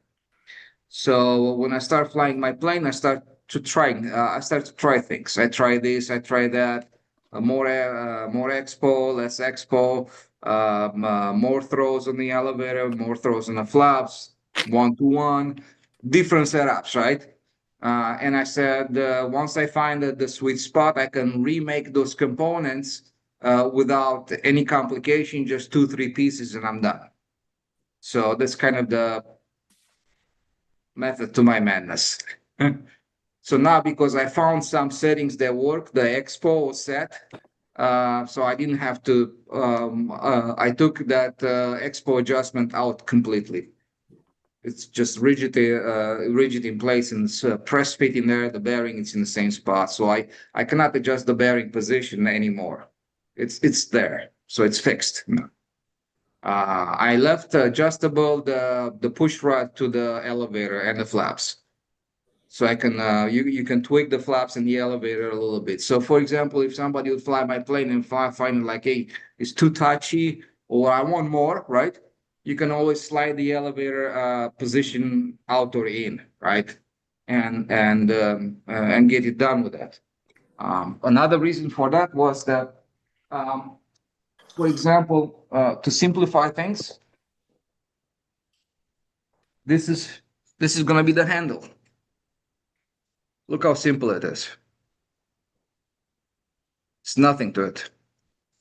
Nothing is adjustable, nothing like that, but I found out that this spacing works very good. So why make it adjustable anymore? Since that works, not much to worry about. There's Right? only one person you have to please on this planet. That's Me. you. Yeah. There you go. Yeah. Yeah. So, but yeah, and I still have actually the elevator and the flaps are still adjustable. I can add or take away or add. So the reason for which the handle has so much spacing is because the bell crank has a lot of movement that way, right? And the more the more spacing I get, the more force I get to the bell crank. And because the bell crank has a lot of movement, and you have the push rod, the arm that moves like that, right? And the position of the control horn on the rod is somewhere in the middle or even less, right? So if you apply the force over here you have double the force. If it makes any sense, it's leverage, right? All leverage. Yeah, it's all leverage. So the bearing would be where my fist is at. This is the actuation port, right? And as the bell crank moves here, the bearing moves through the slot, right? And at a center position, it's pretty close to the other shaft, right? It's like this. So as they move, kind of like this, and they accelerate, right? Makes sense? But even at this point, I have the distance from here to the shaft is still relatively small, under 1 inch, right? And whatever force I have here now, even at 1 inch of rotation, right? Whatever the force I have here, by the time it gets to the push rod, is doubled. So I think that's the advantage of this system, because it's a force multiplier. And even though in the logarithmic system, it's opposite, right? When you have bearing over here, right, going through a slot, right? It will multiply the force to the end of the rod, right? the idea was to hold the flaps in place. Mine is kind of opposite, but I have whatever force I apply from the control triangle is doubled through the shaft. So even if I lose some, doubling it, I'm still better off.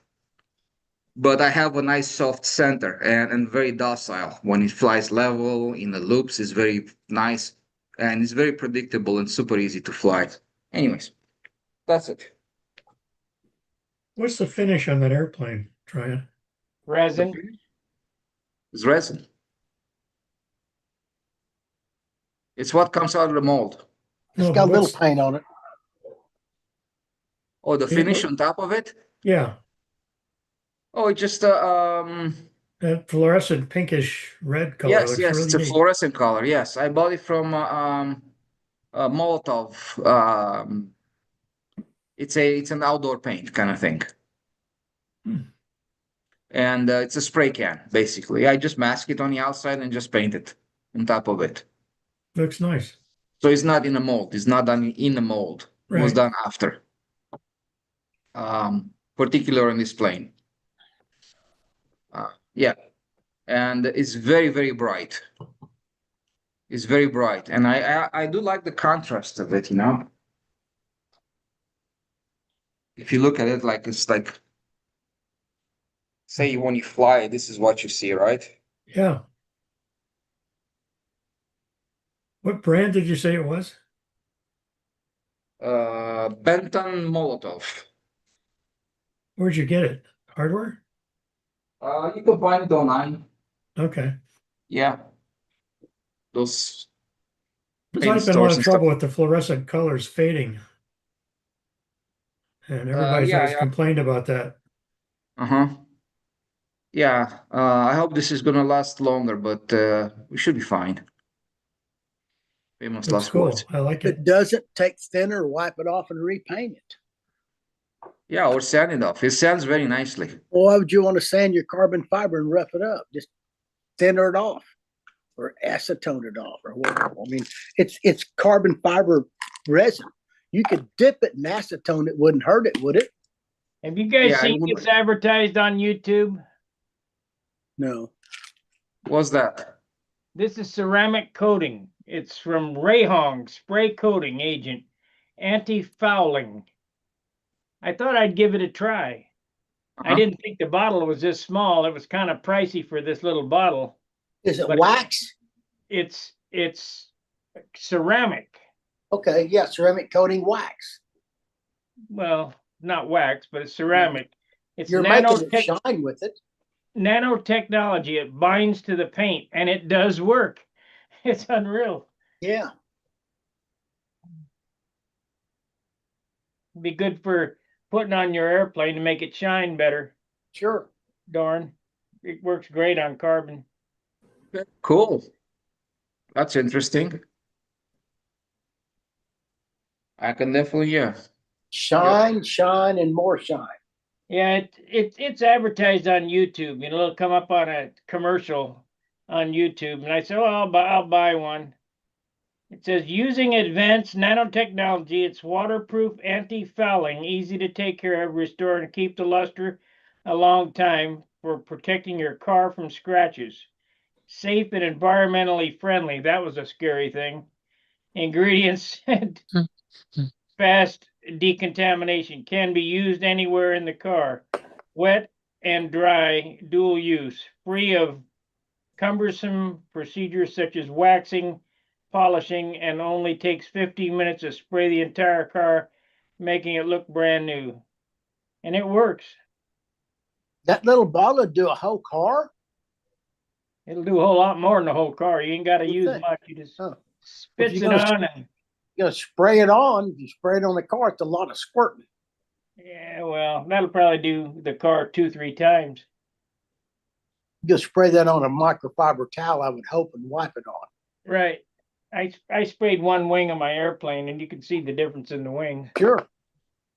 The only thing I'm concerned about is if I spray it in here, is it going to contaminate the next paint job? Yes. Cause I got some silicone that I could spray on there and it'll look really good, but it sure screw up a bunch of paint jobs. Oh, Yeah, boy. silicone is bad news. That's go outside in the yard. Don't even store the airplane in the same room. You want fisheye, just get after it. All you gotta do is have a can of WD-40 in your house or wherever you're painting within 100 feet and you'll have fish eyes. Man, that's about the truth.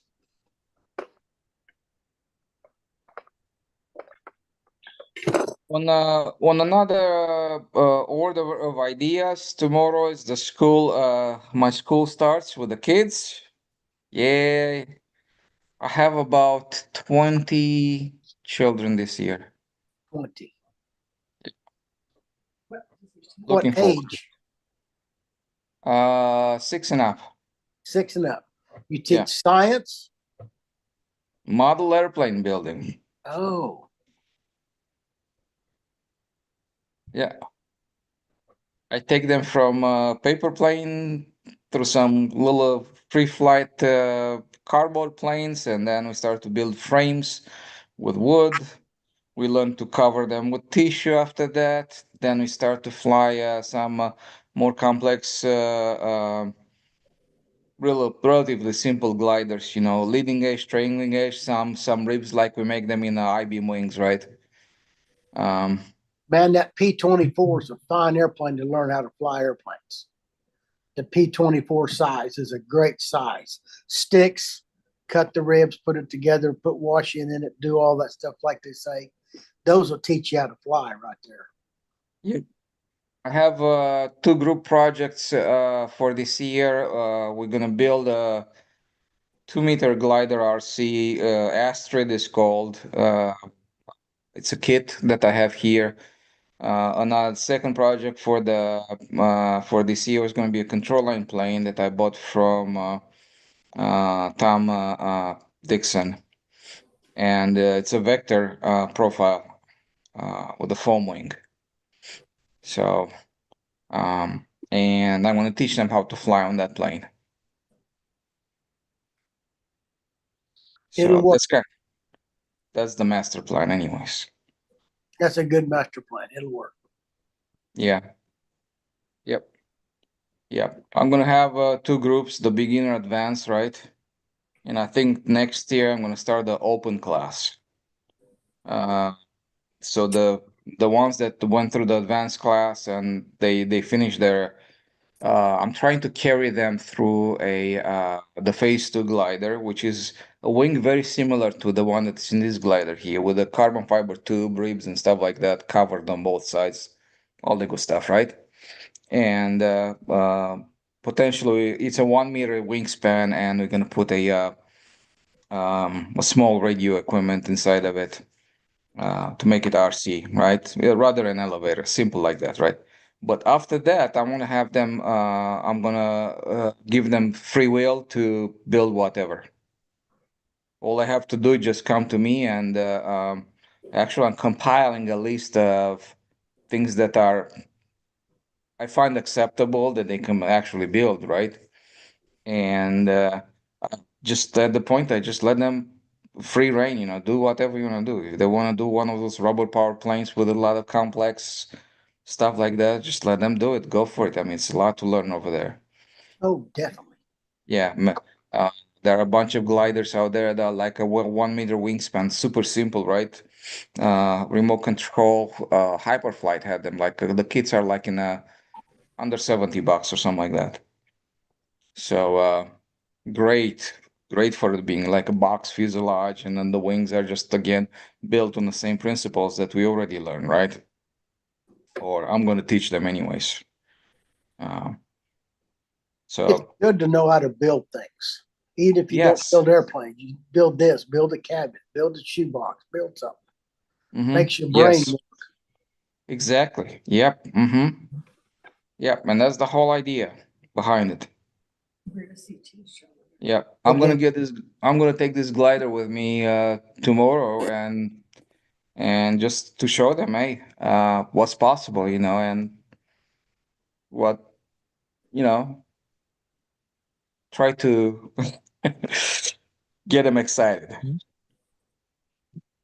Anyways, that's all.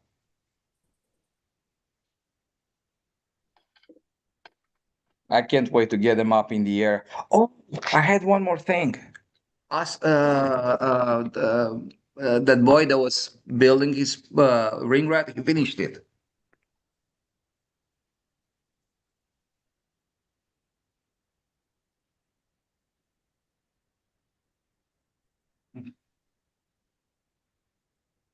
Here it is.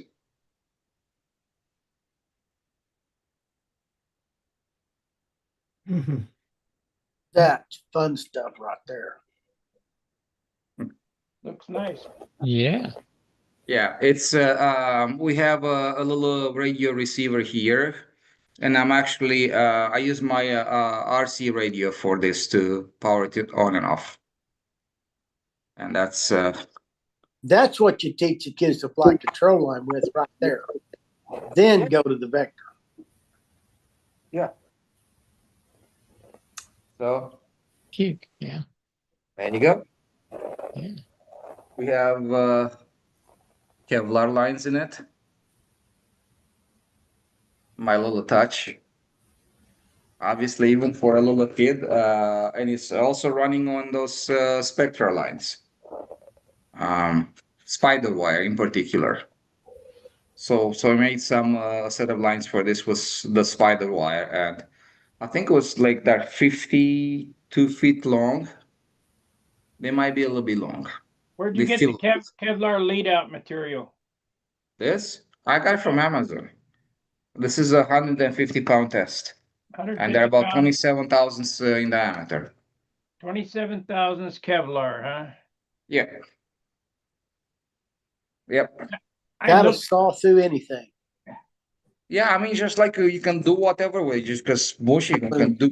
It'll saw through balsa if the balsa is in the way. yeah. They never saw through my planes yet, so that's that. 0.02 And I use them in revolutions in both of them. They both have same Kevlar wires. EVLA. All right. So that's it. I got it from Amazon. This is the Can you that's the send me a link because I can't find it? Of course, um here's some Kevlar cord, 50 pounds, but I don't think that's it. Show Uh, show the label again, Tryon. Show the label to him. yeah. 9 km DW Life, Robert. 9 km DW life. Let's look at that. That'll find it for you right there. It looks like it has some kites pictures over there. 9 km DW life. Yeah. 9 km DW. So for me, I found this it's a very good alternative, right? So even though the handle has the line in it like this, it acts like a hard point That's because there's no 9. no spring to it, right? Once it tension is that's it, and it doesn't stretch. So it works like a hard point handle, but it's not a hard point handle. And I like this so because when I put my lines on the reel, and you come here to the very end, these lines goes like this inside the reel, bang, and you just clip them, and you don't care for them because they don't break. Did That's you the find beauty. it, Robert? Well, I'm gonna post a link. $49 a spool. How much? $49 a spool for 200 feet. I found it for $8.99. Yeah, probably at Amazon, right? Yeah, was it $8.99? It was not. It was a $10 thing, right? Somewhere over there. Okay, I'm gonna post a link in the chat, and you go there and see if it's what I'm looking for. Okay, so let's put it in chat. Tamu, but Timu. be careful with that. Paste. Okay, there is the link. Click on that and go to Amazon and see if that's the right stuff.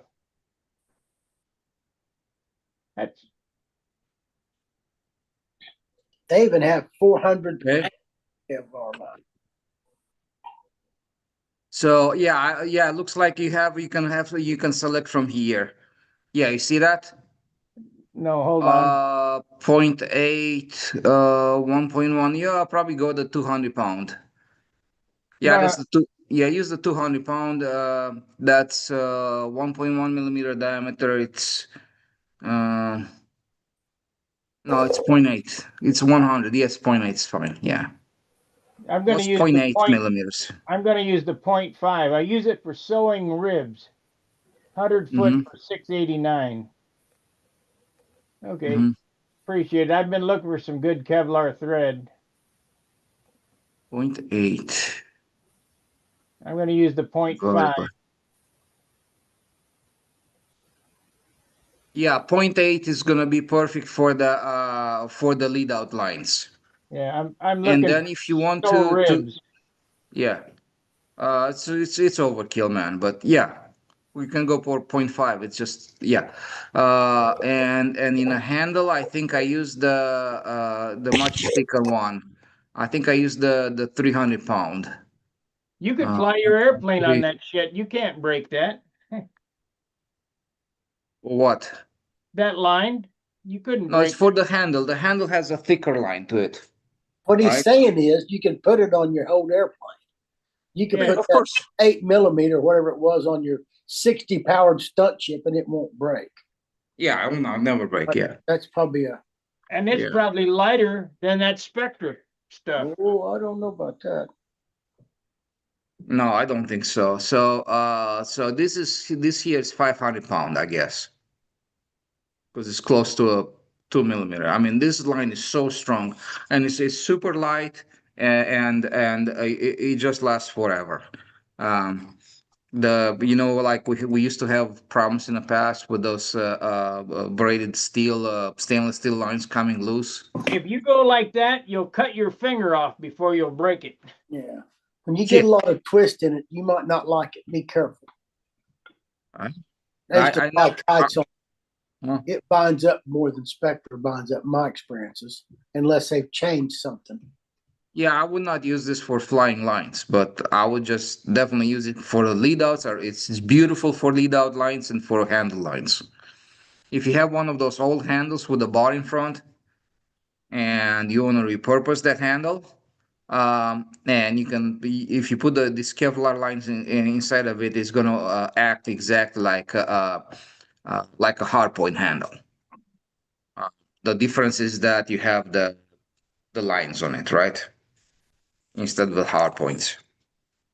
So yeah, the hard point. The idea of the hard point is that you have the very thick stainless steel multi-braided wire, right? And when you give it input, it stretches up, right? It works like a spring, right? Or am I getting it wrong? Right. But but this is not springing at all. It just follows exactly where you have it, right?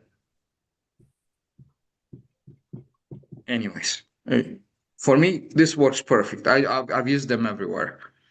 I use this Kevlar line on um, uh, I use them on a lead outs. I use them on my handles, but I still use the steel wire. The I like the Russian steel wires. They're very stiff and very rigid. They don't stretch. They don't stretch hardly any. Yeah. They stretch less than our 18,000s, in my opinion. Hmm. Get 2 hours in. All right, guys, it's time to end the YouTube video. Let me get to that. I appreciate you guys watching. Make sure you leave a like and subscribe, and please consider joining and becoming a member and see those Stunt Flyer Video Magazine stuff. That's pretty cool stuff. Helps out the channel. Let me get to here. So I'll see you tomorrow. Fair winds, tight lines. See you. Okay, we're off YouTube. I am going to turn this over